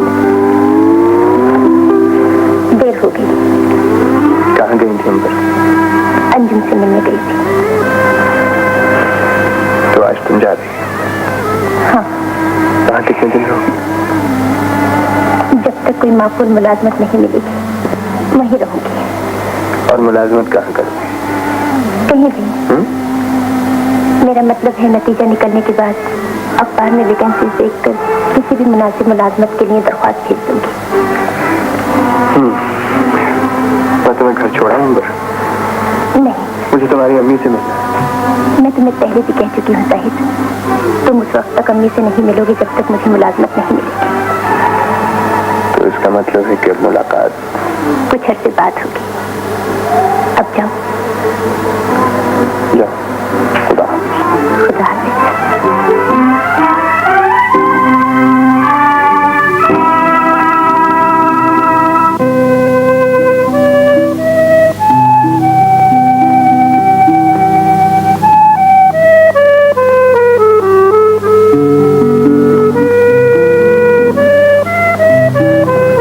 मालिक, बहुत चुप और उदास हैं आप।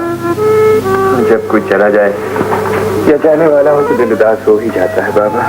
आप शायद बच्चों के जाने की वजह से उदास हैं। हाँ ठीक है। डैडी हम तैयार हो। क्या वजह? बाबा बच्चों का सामान कहाँ है? बाहर गाड़ी में रख दिया है। अरे तो बेटी का रिबन तो देखो, इधर आओ। ठीक है डैडी, हमारा रिबन तो ठीक है। आपका रिबन बिल्कुल ठीक है। आप दोनों ने दूध पिया? जी डैडी। तो फिर चले, तुम दोनों को पैर भी कहा है, कुछ भी छोड़ा है।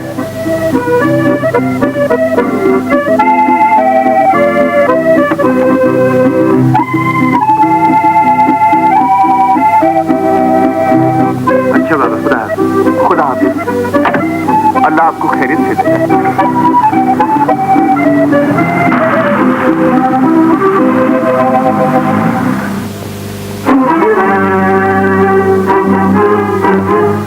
जख्म अभी पूरी तरह ठीक नहीं हुआ उस्ताद। क्या बातें हो? मेरे हाथ में अब इतनी कुव्वत पैदा हो गई है कि ये जाहिद के लिए मौत का पैगाम बन सकता है। कहाँ चले उस्ताद? अपने दुश्मन की तलाश में जग्गो। जाहिद को जिंदा रहते कई साल हो गए और इतने ही सालों से मेरे सीने में लावा उबल रहा है। मैं चाहता हूं कि वो बहुत जल्द मौत की आखिरी हिचकी ले ले ताकि मेरे सीने में ठंडा पड़े। बात सुनो, सेठ साहब है अंदर? नहीं।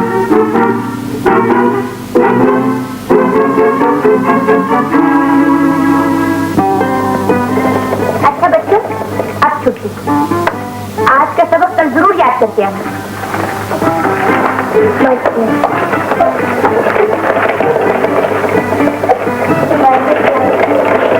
वालेकुम सलाम। मुसीबत के 6 माह तो अंबर की ट्यूशन और सिलाई के काम से गुजर गए।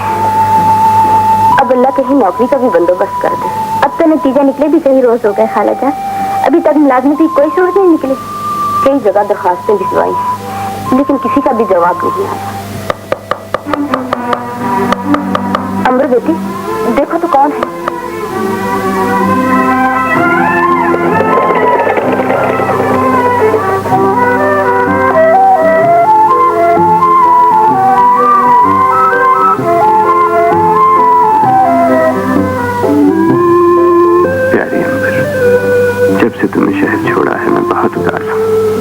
तुम्हारे ख्वाबों की तलाश में जगह जगह भटकता फिरता हूं।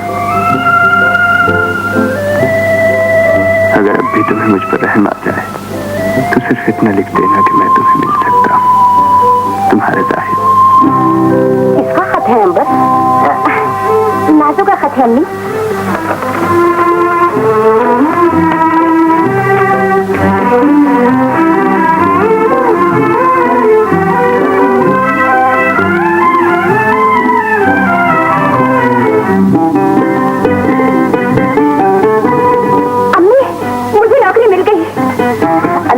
लाख लाख शुक्र। तूने हम गरीबों की भी सुन ली। नौकरी कैसी है बाजी? बहुत अच्छी नौकरी है। 500 रुपए तनख्वाह देंगे और रहने को घर भी। अच्छा, ये तो बड़ी अच्छी बात है, लेकिन जाना कब है? उन्होंने तो फौरन बुलाया है। आप जल्दी से तैयारी कीजिए, हम आज ही यहाँ से चल देंगे। जल्दी पहुँचना है ना? बिल्कुल बेटी। अल्लाह हर माँ को मेरी अंबर जैसी बेटी दे। हर जरूर भेजा कर खाला जान।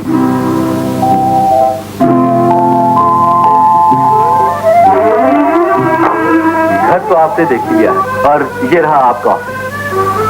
जी बहुत अच्छा। मैं आपकी बहुत ममनून हूँ मिस्टर हामिद, आपने मेरी बड़ी मदद की है। क्यों शर्मिंदा करती हैं आपको? आपकी मैरिज देखकर मैंने तो आपका इंटरव्यू लेना भी मुनासिब नहीं समझा। जी शुक्रिया। मेरी रोजमर्रा की ड्यूटी क्या होगी? आपकी जॉब सेक्रेटरी की है। सेठ साहब के पास जाने से पहले हर खत और हर इंसान आपकी नजरों से गुजरना चाहिए और उनके खत बड़े मोहतात होकर पढ़िएगा। सेठ साहब इजाज के बहुत सख्त हैं। लेकिन वो सेठ साहब चंद दिनों के लिए दौरे पर गए हैं, जल्द वापस आ जाएंगे। अच्छा जी, मुझे इजाजत। शुक्रिया।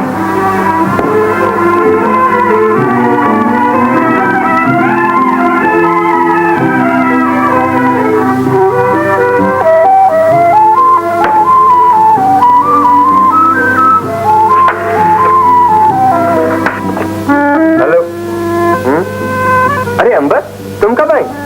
2 दिन हुए। अच्छा, कैसे आई हो? जाहिद, मुझे मुलाजमत मिल गई है। अच्छा, कौन से दफ्तर में मुलाजमत मिली है? मैं अभी तुम्हें मिलने आता हूँ। नहीं, तुम मुझे ऑफिस मिलने नहीं आओगे। क्यों? इसमें क्या है? अच्छा नहीं लगता जाहिद। अच्छा, तो मैं तुम्हारे घर आ जाता हूँ। तुमने घर कहाँ लिया? जी नहीं, अभी आप मुझे घर भी मिलने नहीं आए। भाई, मैं तुम्हारी अम्मी से मिलने के लिए इतना बेचैन हूँ और तुम घर आने से मना कर रही हो। देखो अंबर, अब मैं ज्यादा इंतजार नहीं करूंगा। पागल हो गए हो क्या? दुनिया में हर काम ढंग से करना चाहिए, समझे? तो फिर मैं तुम्हारे पास आ जाता हूँ, ढंग सिखा दो। सुना करते हैं जाहिद, मैं आज ही नाजू को खत लिखूंगी, वो 1-2 दिन तक आ जाएगी और तुम्हारे बारे में सब कुछ अम्मी को बता देगी। अब भला मैं खुद अपने बारे में अम्मी से कैसे कहूँ? तो इसका मतलब है 2-4 रोज की तो बात है, हम हर रोज टेलीफोन पर मिल लिया करेंगे। अंबर, खुदा हाफिज।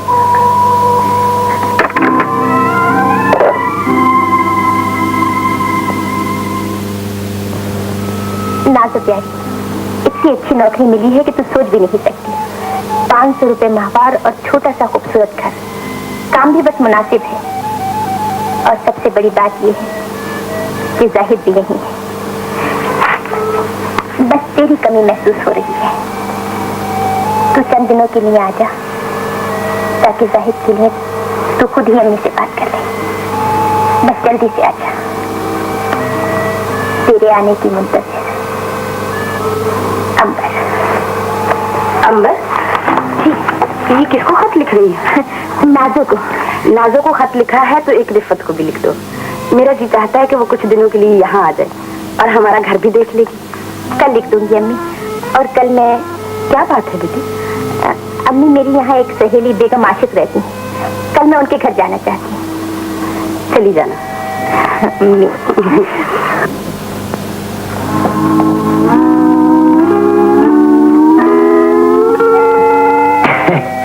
नसीबन। जी साहब जी। हमें तुम्हारे नसीब पे रोना आता है। क्या ऐसा नहीं हो सकता कि तुम मेरे आंसू पहुंचो और मैं तुम्हारे? क्या कहा साहब जी? कहना ये चाहता हूँ नसीबन, बैठो। ये कहना चाहता हूँ कि बेगम ने तुम्हारी तनख्वाह कितनी लगाई है? 50 रुपए। 50 रुपए सिर्फ तुम्हारे लिए? मैं तुम्हें 500 रुपए देना चाहता हूँ। मेरी समझ में कुछ नहीं आया साहब जी। तुम्हारी समझ में कुछ नहीं आएगा नसीबन। शायद तुम नहीं जानती कि हमारी 8वीं बीवी भी तुम्हारी तरह इस घर की मुलाजमा थी। एक दिन हमारी नेक चलनी और दरिया दिली ने जोश मारा, हमने उसे मुलाजमा से मालकन का रुतबा दे दिया। आज फिर उस नेकी और दरिया दिली ने हम पे हमला किया है नसीबन। इस हमले से फायदा उठाओ, मेरे करीब आओ। तुम्हारी तकदीर का सितारा नया लिबास बदलने के लिए बेचैन है। बोलो नसीबन, इस घर का राजपाट संभाल सकोगी?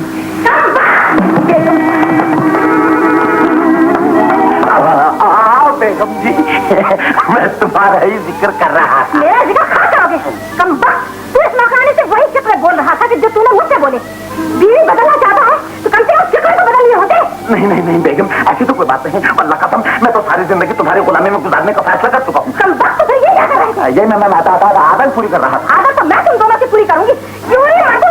तुम मुझे नहीं जानती? जानती हूँ दीदी जी, मेरा कसूर नहीं। हाँ, लगा दे कह दे कि मेरा कसूर है। अल्लाह कसम बेगम, मैं सच कहता हूँ, ये कम वक्त मेरी तरफ बड़ी प्यार भरी नजरों से दीदे फाड़ फाड़ के तक रही थी। दीदा तो तुम दोनों ने मैं कहूँगी।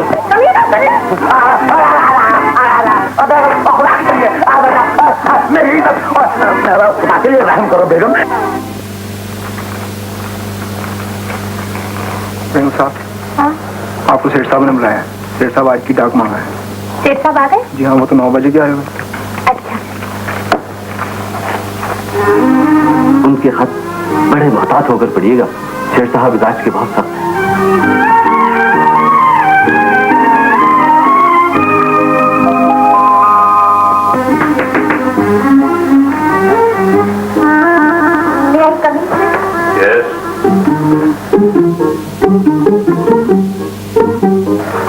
आज की डाक जी ले आई हूँ।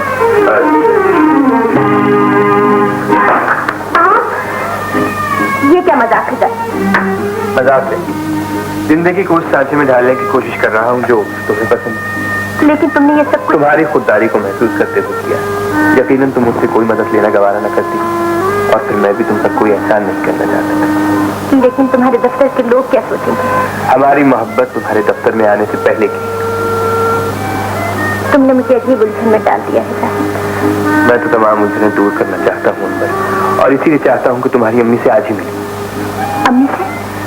लेकिन तुम उनसे अपने बारे में कहोगे क्या? अरे जो जी में आएगा कहूंगा, तुम लेकर तो चलो। बहुत अच्छा आलम बना। अम्मी, ये जाहिद साहब है। जीते रहो बेटे, बैठो। मैं अंबर के साथ ही काम करता हूँ अम्मी। आपसे मिलने को जी चाहा तो चला आया। मेरा आना आपको बुरा तो नहीं लगा? अरे नहीं बेटे। अम्मी, जाहिद साहब की वजह से मुझे ये मुलाजमत मिली है। मैं इन्हें इसीलिए साथ ले आई कि आप भी इनका शुक्रिया अदा करते। अच्छे लोगों की दुनिया में कमी नहीं देती। देख लीजिए, मैंने कैसा था आपकी अम्मी मेरी तारीफ करेंगी। वैसे शहर में अक्सर लोगों की राय मेरे बारे में बहुत अच्छी है।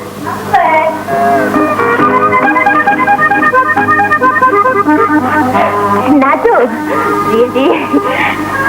आदाब खालाजान। जीती रहो बेटी। अखबार में मुंह छुपा लेंगे तब भी मैं पहचान लूंगी। आपका भाई जाहिद भाई? जी अभी अभी क्या तुम एक दूसरे को जानते हो?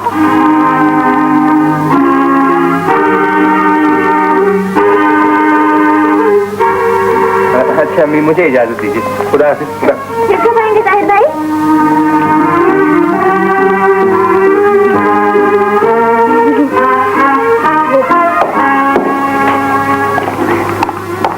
ये नासो कहाँ से टपक पड़ी?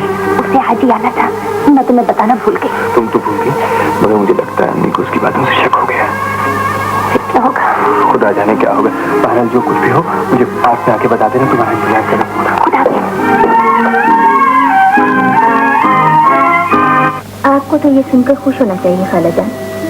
जाहिद बहुत शरीफ लड़का है, इतना ऊंचा घराना, किसी चीज की कमी नहीं। आपको और क्या चाहिए? देख ले बेटी, मैंने तो उसे आज पहली बार देखा है। लड़की का रिश्ता करने से पहले तो 100 बार सोचना पड़ता है। इंसान का पता तो पहली ही बार देखने में चल जाता है खालाजान। ये भी ठीक ही कहा तुमने। तो फिर जाहिद आपको कैसा लगा? सारी जिंदगी के लिए बेटी जिसे सौंपती जाती है उसका तो तसव्वुर भी अच्छा लगता है।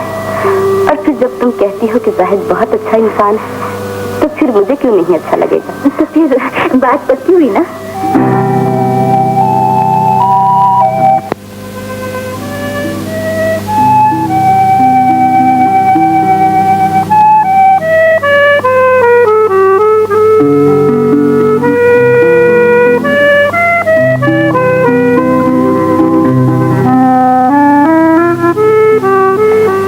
बस खैरियत तो है? खैरियत नहीं जाहिद। फिर अम्मी बहुत नाराज है। फिर मैंने तो उन्हें मनाने की बहुत कोशिश की मगर फिर? अरे अंबर खुदा के लिए कुछ तो कहो, फिर क्या हुआ? इलाही, ये क्या कह रहे हो जाहिद मियाँ? निकाह के बाद मंगनी? ये तुम्हारी शादी पीछे की तरफ क्यों जा रही है? ये क्या चक्कर है भैया? आप लोगों की शादी को तो काफी अर्सा हो गया, ये मंगनी कैसी? भाभी वो शादी एक झूठा हादसा थी और ये मंगनी एक सच्चा वाकया है। ना हौल बना मैं तुम्हारी तो किसी बात का एतबार नहीं। खुदा की कसम, हम दोनों मियाँ बीवी तो बड़े अरसे से तुम्हारे बच्चों की आस लगाए बैठे थे, सिर्फ इसलिए कि हमारे यहाँ तो कुछ भी नहीं हो सकता। क्यों बेगम? सुनो, कभी तो अपनी दास्ताने मोहब्बत खत्म करो और किसी और के काम भी आया करो। भाई तुम्हारे काम तो इंतहाई खतरनाक है। देखो सुनो, सोच समझ लेना कहीं ऐसा ना हो कि इस मंगनी के बाद तुम्हारी कोई और मंगनी शुदा या औलादशुदा बीवी बरामद हो जाए। बकवास खत्म करो और कल मेरे साथ चलने की तैयारी करो। लड़की वालों के घर जाने से पहले मैं तुम्हें तफसील से समझा दूंगा कि पहली शादी का मामला क्या था, क्यों था। भाई बड़े चक्री आदमी, अपनी तो अक्ल काम ही नहीं करती और बेगम साहबा के पास तो अक्ल है।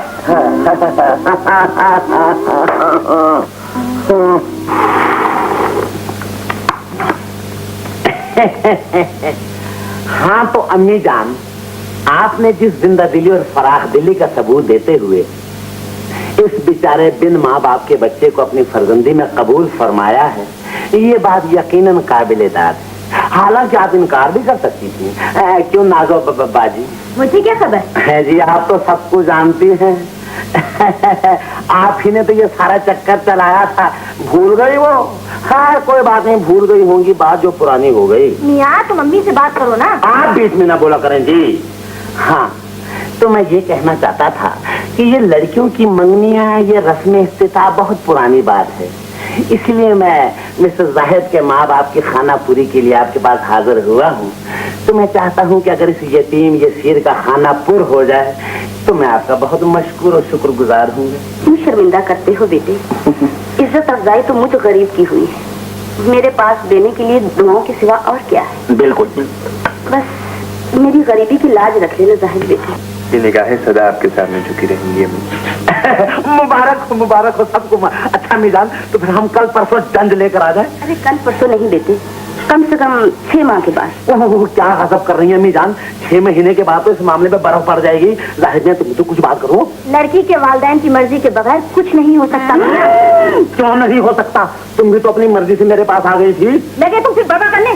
जाहिद भाई, इस आदमी की जुबान बंद कीजिए। कहीं तो ढंग से बात किया करो आसिफ। माफ कीजिए अम्मी जान, दरअसल मैं जरा बहुत ही जज्बाती और बरसाती किस्म का आदमी हूँ। अच्छा जी, शादी का फैसला तो छोड़ आपकी मर्जी पर। अब आपने कल हमारे यहाँ यानी कि जाहिद मियां के यहाँ जरूर आना है। दरअसल हम आपके इज़हार में डिनर देना चाहते हैं। कल नहीं देते, फिर किसी रोज आऊंगी। नहीं अम्मी जान, आपको कल आना पड़ेगा। अच्छा, वादा तो नहीं करती, कोशिश करूँगी। अच्छा जी, आप कोशिश करते रहिए और इंशाल्लाह कल मैं आपको लेने के लिए यहाँ आ जाऊंगा। तो जाहिद मियां ठीक है? हाँ ठीक। हाँ ठीक है, फिर ठीक है, बस ठीक है, चलो। हाँ, अच्छा ये केले आप कहाँ से? बहुत अच्छे केले जगमान से। बेगम खबरदार। सारा घर दुल्हन की तरह जगमगाने चाहिए बाबा। ऐसे ही होगा मालिक। आज पहली बार इस घर में बाहर कदम रखेगी।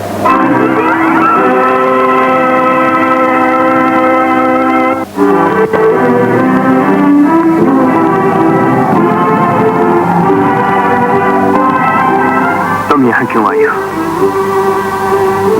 मेरी एक सजा खत्म हो गई है। मैं जेल से वापस आ गई हूँ जाहिद, और जो सजा तुम दे रहे हो उसके लिए तुम्हारे सामने दामन फैलाकर रहम की भीख मांगती हूँ। खुदा के लिए तुम भी मुझे माफ कर दो। तुम्हारा गुनाह माफी के काबिल नहीं है आरिफा। तुमने ऐसी आग लगाई थी जिसमें जलकर सब कुछ राख हो गया था। उस आग के अंगारे अब तक दहक रहे हैं, और जितने साल तुमने जेल में गुजारे उतने ही साल मैं उन अंगारों पर लौटता रहा हूँ। तुम्हारी मेरे गमों की शिद्दत को कम नहीं कर सकती। तुमने एक शौहर के प्यार भरे दिल को धोखा दिया। इतना भयानक इंसानियत बर्दाश्त नहीं कर सकती। मैं कैसे करूं? निकल जाओ आरिफा, मैं तुम्हारी सूरत नहीं देखना चाहता। इस बड़ी दुनिया में भटके हुए इंसानों के गुनाह तो खुदा भी माफ कर देता है।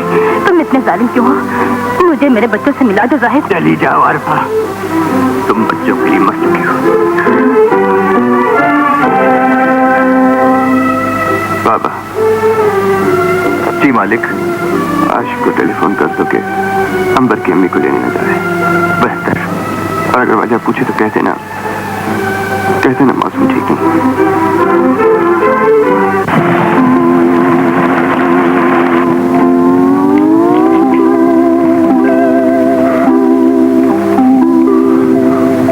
इतनी खौफनाक और तेज बारिश होने के बावजूद भी मैं सिर्फ इतना कहने के लिए हाजिर हुआ हूँ कि जाहिद के यहाँ जाने का प्रोग्राम कैंसिल हो गया। वो तो ठीक है, मगर तुम बैठो तो सही देते। हाँ हाँ, मैं आपके लिए कॉफी लाती। जी नहीं, मेरे लिए तो मेरी बीवी इतना ही काफी। माय गुडनेस, ये बिजली की कड़क यकीनन फितना की कड़क है। अच्छा मुझे इजाजत दीजिए, मैं चला। अरे आशिक बेटे, मेरी बात तो सुनो। जी नहीं, दरवाजा बंद कर लीजिए, तूफान बहुत तेज है। यकीनन फितना की आवाज है।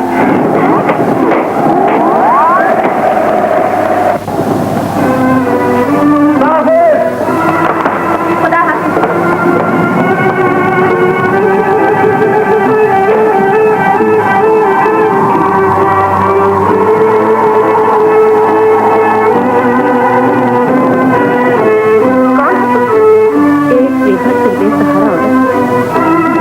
रहने के लिए कोई ठिकाना नहीं, लेकिन तुम सिर्फ तूफान रुकने तक आपकी दीवार का सहारा लेना चाहती हूँ।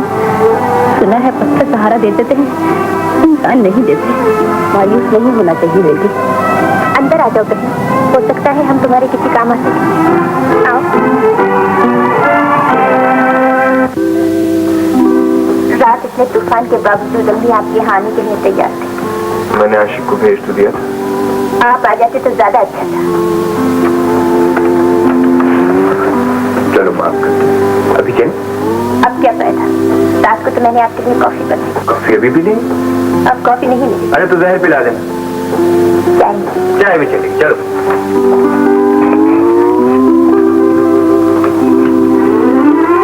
बहुत अच्छा हुआ तुम आ गए। अंबर, जाहिद के लिए चाय का इंतजाम करो। जी बहुत अच्छा है। इस तकल्लुफ की क्या जरूरत होगी? नहीं बेटी, अब चाय भी नहीं पियोगी? जरूर पियो। रात बहुत जबरदस्त तूफान था बेटे। जी हाँ, इसीलिए मैंने आशिक को भिजवा दिया था। और फिर रात तो अजीब इत्तेफाक हुआ। कैसा इत्तेफाक?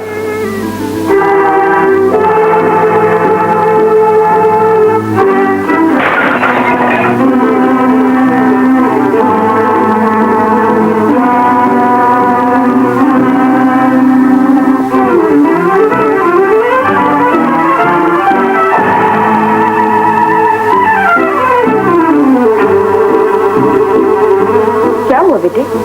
कुछ नहीं अम्मी, मेरी तबीयत ठीक नहीं, फिर किसी वक्त आ जाएगा।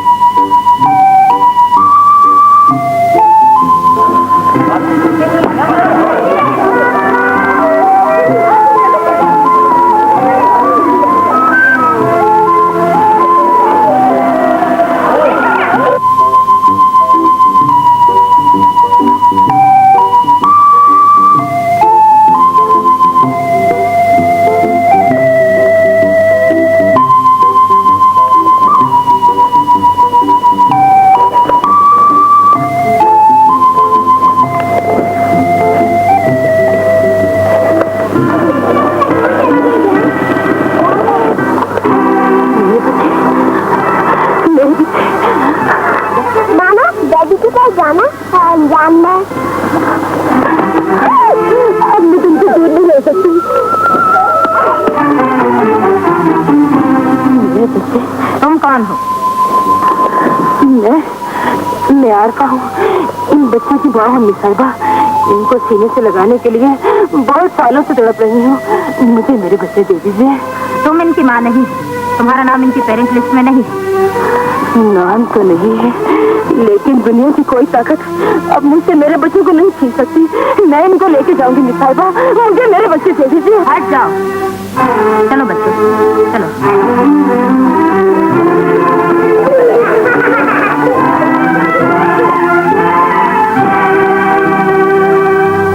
उस औरत का बच्चों से कोई वास्ता नहीं, हरगिज नहीं। बच्चों को उसके साय से भी दूर रखिए, मैं भी उन्हें लेने आ रहा हूँ।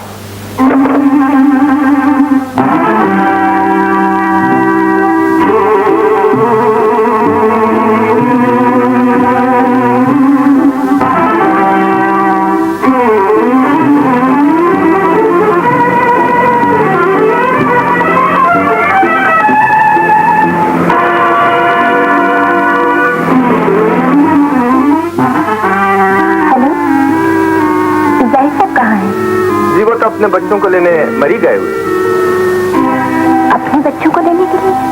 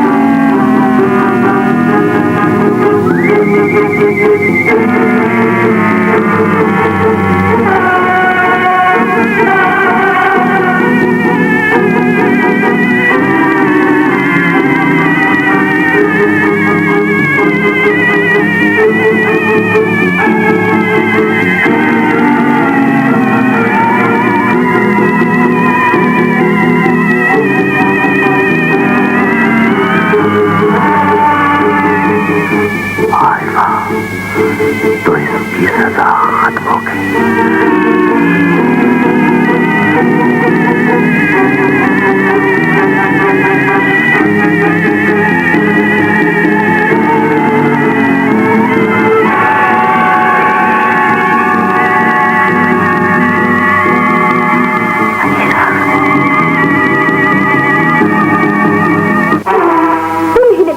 जिंदगी में कांटे बोए हैं, तुम ही मेरी तबाही के जिम्मेदार हो। अब खुद तबाह हो जाओ, लेकिन मुझे मेरे बच्चों से मिला दो। मेरा और तुम्हारे बच्चों का दुश्मन एक ही आरिफा, उसने तुम्हारे बच्चों को कैद कर रखा है। लेकिन जिस इंतकाम की आग को बुझाने के लिए मैं जेल से भाग आया था, वो आग अब तक मेरे सीने में सुलग रही है। आज ये आग बुझ जाएगी आरिफा। मैं तुम्हें तुम्हारे बच्चे वापस ला कर दूंगा। लेकिन बच्चों को लेने के लिए तुम अकेले नहीं जाओगे, मैं भी तुम्हारे साथ जाऊंगी। तुम समझती हो शायद वो मुझे जान से मार डालेगा? जेल से भागे हुए कैदी तुम्हारी हंसी में जुर्म क्या रस्म है? मेरे बच्चों को हासिल करने के लिए तुमने अगर कोई गलत कदम उठाया तो इस बार मैं तुम्हारा साथ नहीं। तो फिर भूल जाओ अपने बच्चों को। ये नहीं हो सकता, मैं एक माँ हूँ। एक बीवी होकर तुमने अपने वो खेल भी मैंने तुम्हारे इशारों पर नाचते हुए खेला था। जुर्म किया था उसकी सजा भुगतनी है, लेकिन तुम अगर आज अपने आप को उस जुर्म से अलग करके मुझे ताने देते हो, सिर्फ इसलिए औरत का खोया हुआ इंतकाम जाग उठे, तो चलो अभी और इसी वक्त चलो। मैंने अपने बच्चों को हासिल करने के लिए रास्ता ढूंढ लिया है। मैं वो कुछ कर जाऊंगी जो तुम सोच भी नहीं सकते। उस वक्त भी वो बेचैन होकर चला गया था। उस औरत का जाहिद की जिंदगी से क्या ताल्लुक है? जाहिद के बच्चे भी हैं। इसका मतलब है वो। मैं बच्चों को हामिद के घर छोड़ आया। तुम हर वक्त उनके पास रहना ताकि आरिफा उनकी सूरत भी न देख सके। जाहिद, तुम जो कुछ सोच रहे हो वो कभी नहीं हो सकता। मालिक, मैं तुम्हें इतनी मोहलत नहीं दूंगा कि तुम अपना पिस्तौल निकाल सको। मेरे पिस्तौल की गोली तुम्हारी जिंदगी खत्म भी कर सकती है, लेकिन नहीं। पहले मैं तुमसे कुछ मांगना चाहता हूँ, और अगर तुम इनकार करोगे तो एक खौफनाक आवाज गूंजेगी और मैं तुम्हारी लाश को कुचल कर बच्चों को ले जाऊंगा। जिंदगी और मौत का ये नाटक मैं पहले भी देख चुका हूँ। आज एक बार फिर तुम दोनों मेरी मौत का पैगाम बनकर आए, लेकिन तुम मुझे मार कर भी मर जाओगे और मैं मर के भी जिंदा रहूंगा, इसलिए कि तुम मेरे बच्चों से नहीं मिल सकते। इतना जुल्म न करो जाहिद, आखिर मैं बिना और गुड्डों की माँ हूँ। वो तुम्हारे नहीं मेरे बच्चे। मैं पहले भी कह चुका हूँ कि तुम उनके लिए मर चुकी हो। जब तुम अच्छी बीवी साबित न हो सके तो अच्छी माँ कैसे बन सकती हो? तुम शायद ये नहीं जानते कि मैं अपने बच्चों को हासिल करने का फैसला करके आई हूँ। तुम्हारा फैसला मेरी मौत तो बन सकता है, मगर वो नहीं हो सकता जो तुम चाहती हो, इसलिए कि ये मेरा फैसला है। और अगर मेरे फैसले को आजमाना चाहते हो तो चलाओ पिस्तौल। अशरफ, पिस्तौल मुझे दे दो। ये मेरा मुजरिम है, इसे सजा भी मैं दूंगी। जो कुछ मैं करना चाहती हूँ आंखें खोल कर देखो जाहिद। मैं जल्द मरना चाहता हूँ, देर न करो। मरना चाहते हो तो मौत की आंखों में आंखें डाल कर देखो, ताकि तुम्हें उस जुल्म का अंदाजा हो सके जो एक माँ पर हुए हैं। और अब मैं अपने बच्चों को हमेशा के लिए पालूंगी। आरफा ने यह फैसला बहुत पहले कर लिया था अशरफ, लेकिन मैं ये सब कुछ जाहिद के सामने करना चाहती थी, ताकि जाहिद ये जान ले कि मुझ में अब इतना एहसास पैदा हो चुका है कि मैं बुराई के उस दरख्त को काट दूं जिसके साए तले एक औरत नहीं रही थी, दिल नहीं रही थी। और अब मैं बहन का गला घोंटकर सिर्फ माँ बन के जिंदा रहना चाहती हूँ।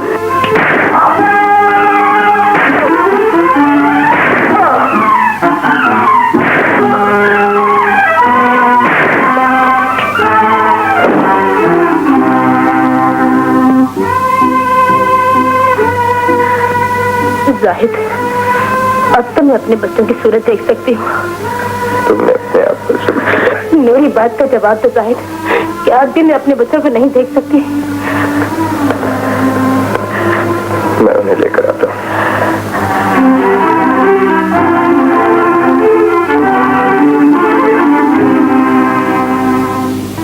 जी, क्या कहा? इस्तीफा?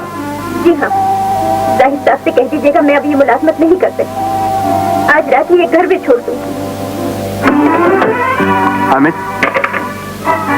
गुड्डो और बीना को लेकर फौरन मेरे घर पहुंचा। बहुत बेहतर सर, लेकिन वो क्या बात है हामिद, जल्दी बोलो। सर अभी अभी मिस सबर का टेलीफोन आया था, उन्होंने नौकरी से इस्तीफा दे दिया है और घर भी आज ही छोड़कर जा रही है। इस्तीफा दे दिया है, मगर क्यों?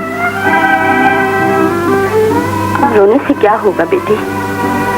रोना तो इस बात का है अपनी कि हमारे नसीब में दुखों के सिवा और कुछ नहीं। मुझे तो खुद इस बात पर हैरत है कि बीवी और बच्चों का हमसे छुपाकर जाहिद को। खुदा के लिए उसका नाम न लीजिए अभी।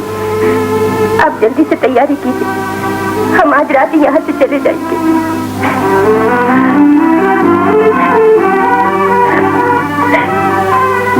अंबर,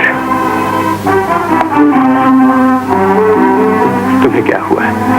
हामिद ने बताया है कि तुमने नौकरी से इस्तीफा दे दिया है। ये घर और ये शहर छोड़ना चाहती हो? ये शहर तो क्या, अब तो दुनिया छोड़ देने को जी चाहता है। इसलिए कि इस दुनिया में तुम जैसे इंसान रहते हैं जो मोहब्बत के नाम पर खूबसूरत फरेब देकर हम जैसे गरीबों का नसीब लूट लेते हैं। तुम इंसान नहीं, लुटेरे हो, चले जाओ यहाँ से। तुम्हारी बेवफाई की वजह से मेरी आंखों में आए हुए आंसू किसी ने देख लिए तो लोगों को प्यार के नाम से नफरत हो जाएगी, और अगर इस भरी दुनिया में प्यार न रहा तो सारी कायनात उजड़ जाएगी। मुझ पर इतना बड़ा इल्जाम लगाने का हौसला किया है तो ये भी बता दो मेरा जुर्म क्या है? मुझ में कहने की नहीं, तुम्हें सुनने की जरूरत कैसे है? तुम तो आज तक मुझसे ये बात छुपाते आए हो कि तुम्हारी बीवी भी है और बच्चे भी।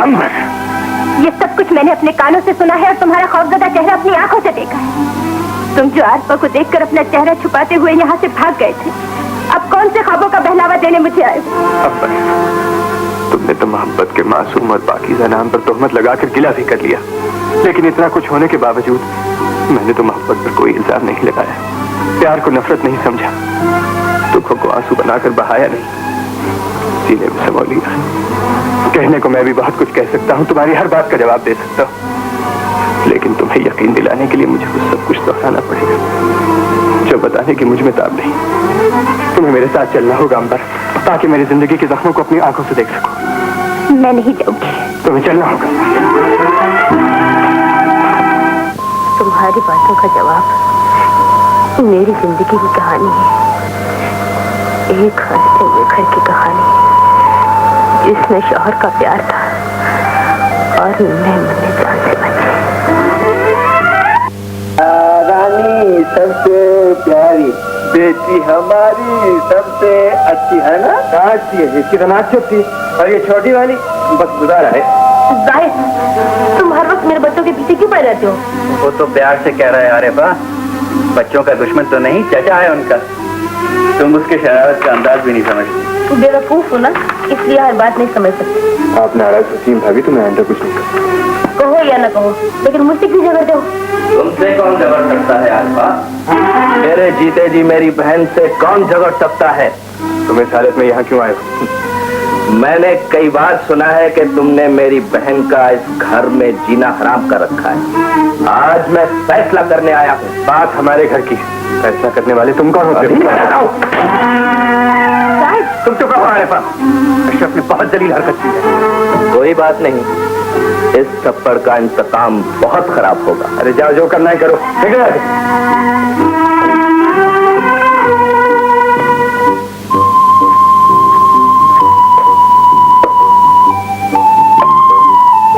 गुस्सा थूक दीजिए छोटे साहब। आपने जब उस कमीने अशरफ को मारा, कसम खुदा की मुझे बड़ी खुशी हुई।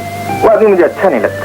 मेरा तो अब तक खून खोलता है जमाल बाबा, हाथी की वजह से चुप हो गया था, वरना छोड़िए इस बात को, बहुत देर हो गई है, अब आराम कीजिए। दूध ठंडा होने से पहले पी लीजिएगा। पी लूंगा बाबा। जाहिद ने मेरे भाई को जलील करके घर से निकाल दिया और आप देखते ही रहे। तुम्हारे बच्चलन भाई को इस घर में शराब पीकर आने की जरूरत ही क्या थी? और फिर पहल खुद उसने की, मैं क्या कर सकता था? आप तो कुछ करना, मेरे भाई को जलील करके घर से निकाला है, इसी तरह मैं भी जाहिद को। जाहिद को इस घर से कोई नहीं निकाल सकता, मैं भी नहीं और तुम भी नहीं। इसका मतलब ये है कि मुझे इस घर पर कोई अख्तियार नहीं। प्यार का मतलब ये नहीं कि तुम इतनी बहक जाओ कि अपने वजूद और मेरे भाई के मकाम को भूल जाओ। आपकी बीवी होने की हैसियत से ये घर मेरा भी है। तुम्हारा कुछ भी नहीं, हमारा भी कुछ नहीं, सब कुछ जाहिद का है। अगर कुछ अपनाना चाहती हो तो जाहिद के साथ मोहब्बत और शफकत के साथ पेश आओ। मुझे जाहिद से ज्यादा इस दुनिया में कोई चीज अजीज नहीं। मैं कहता हूँ जाहिद तुम्हारे रास्ते की सबसे बड़ी दीवार है, इस दीवार को गिर जाना चाहिए। तुम्हारा मतलब? लाखों रुपए की जायदाद की वाहिद मालिक बनना चाहती हो तो जाहिद को मौत की नींद सुला दो। वैसे भी वो हम दोनों बहन भाइयों को अच्छा नहीं समझता, उसने मेरी तौहीन की है, मैं उससे इंतकाम लेना चाहता हूँ। और मैंने इसका रास्ता भी सोच लिया है। क्या सोच लिया है? कागज की बोरिया में जाहिद की मौत एक जहर की सूरत में मौजूद है। लेकिन मैं कुछ सुनना नहीं चाहता, तुम्हें ये जहर से खिलाना होगा।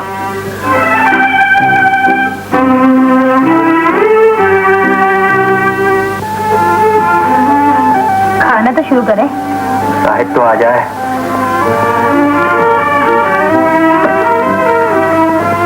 छोटे साहब ने कहलवाया कि वो खाना नहीं खाएंगे।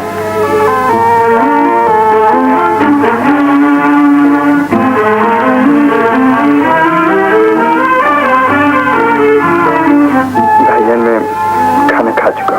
तुमने बहुत ज्यादती किया जाहिद। आज से पहले तुमने कभी हमारे बगैर खाना नहीं खाया, फिर आज ऐसी हरकत क्यों की? बस जी, गलती हो गई। जी बेगम साहबा। ये फ्रूट फ्रिज में रख दो। छोटे साहब के लिए ये दूध छोड़ाऊं? पहले मेरा काम करो। बहुत अच्छा जी।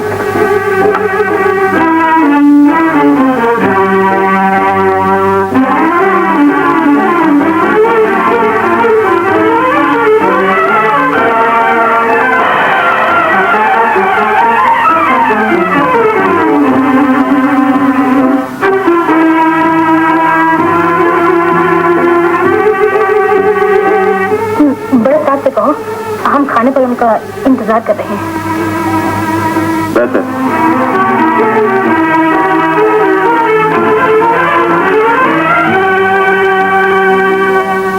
आइंदा ऐसा नहीं होगा भाईजान, माफ कर दीजिए।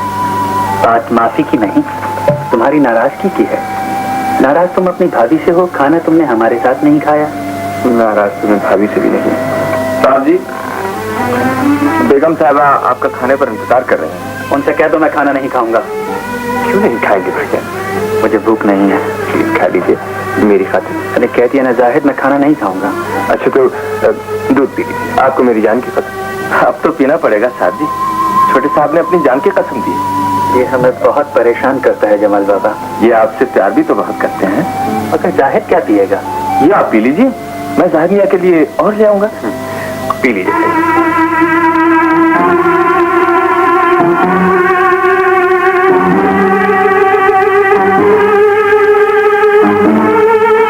Thank you.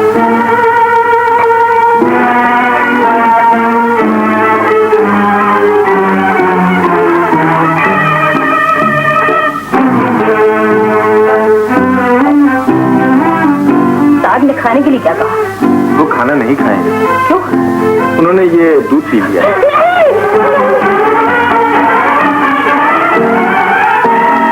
आपको क्या हो रहा है भाईजान? कुछ दिखाई नहीं दे रहा है। गला घुट रहा है। शायद मुझे संभालो।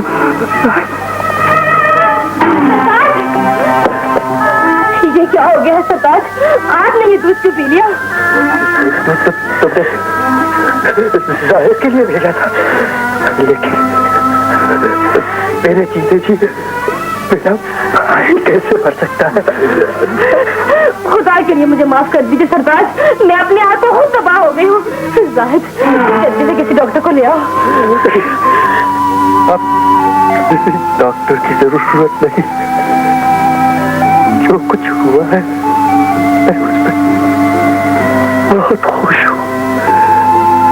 जाहिद की बला मेरी जान पर आ गई। अपने भाई से वादा करो कि मेरे मरने के बाद मेरी बच्चियों को कभी ये महसूस नहीं होने दोगे कि उनका बाप जिंदा रहे और इस बदूस औरत का साया कभी उस पर नहीं पड़े दोगे। वादा करो, वादा करते हो?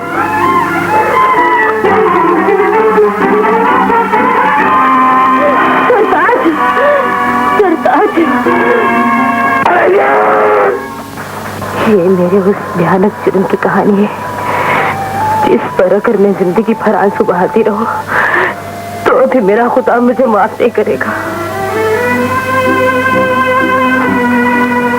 मुझे माफ कर दो साहिद। मैं आज तक ये भी न जान सकी कि तुम कितने असीम इंसान हो। बस इस बार माफ कर दो।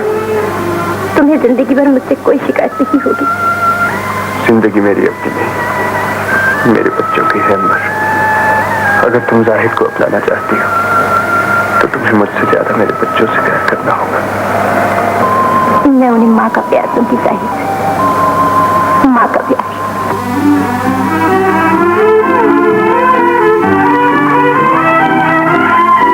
भाई इस बार तो भाभी को सजा एक नेक काम पर मिली है, क्योंकि इन्होंने बहुत बड़े मगरमच्छ को मारा है। और सबसे बड़ी खुशी की बात तो यह है कि जाहिर ने अपनी भाभी को माफ कर दिया है। इसी खुशी के सहारे तो ये सजा काट सकूंगी। ये क्यों रो रही है अम्मी?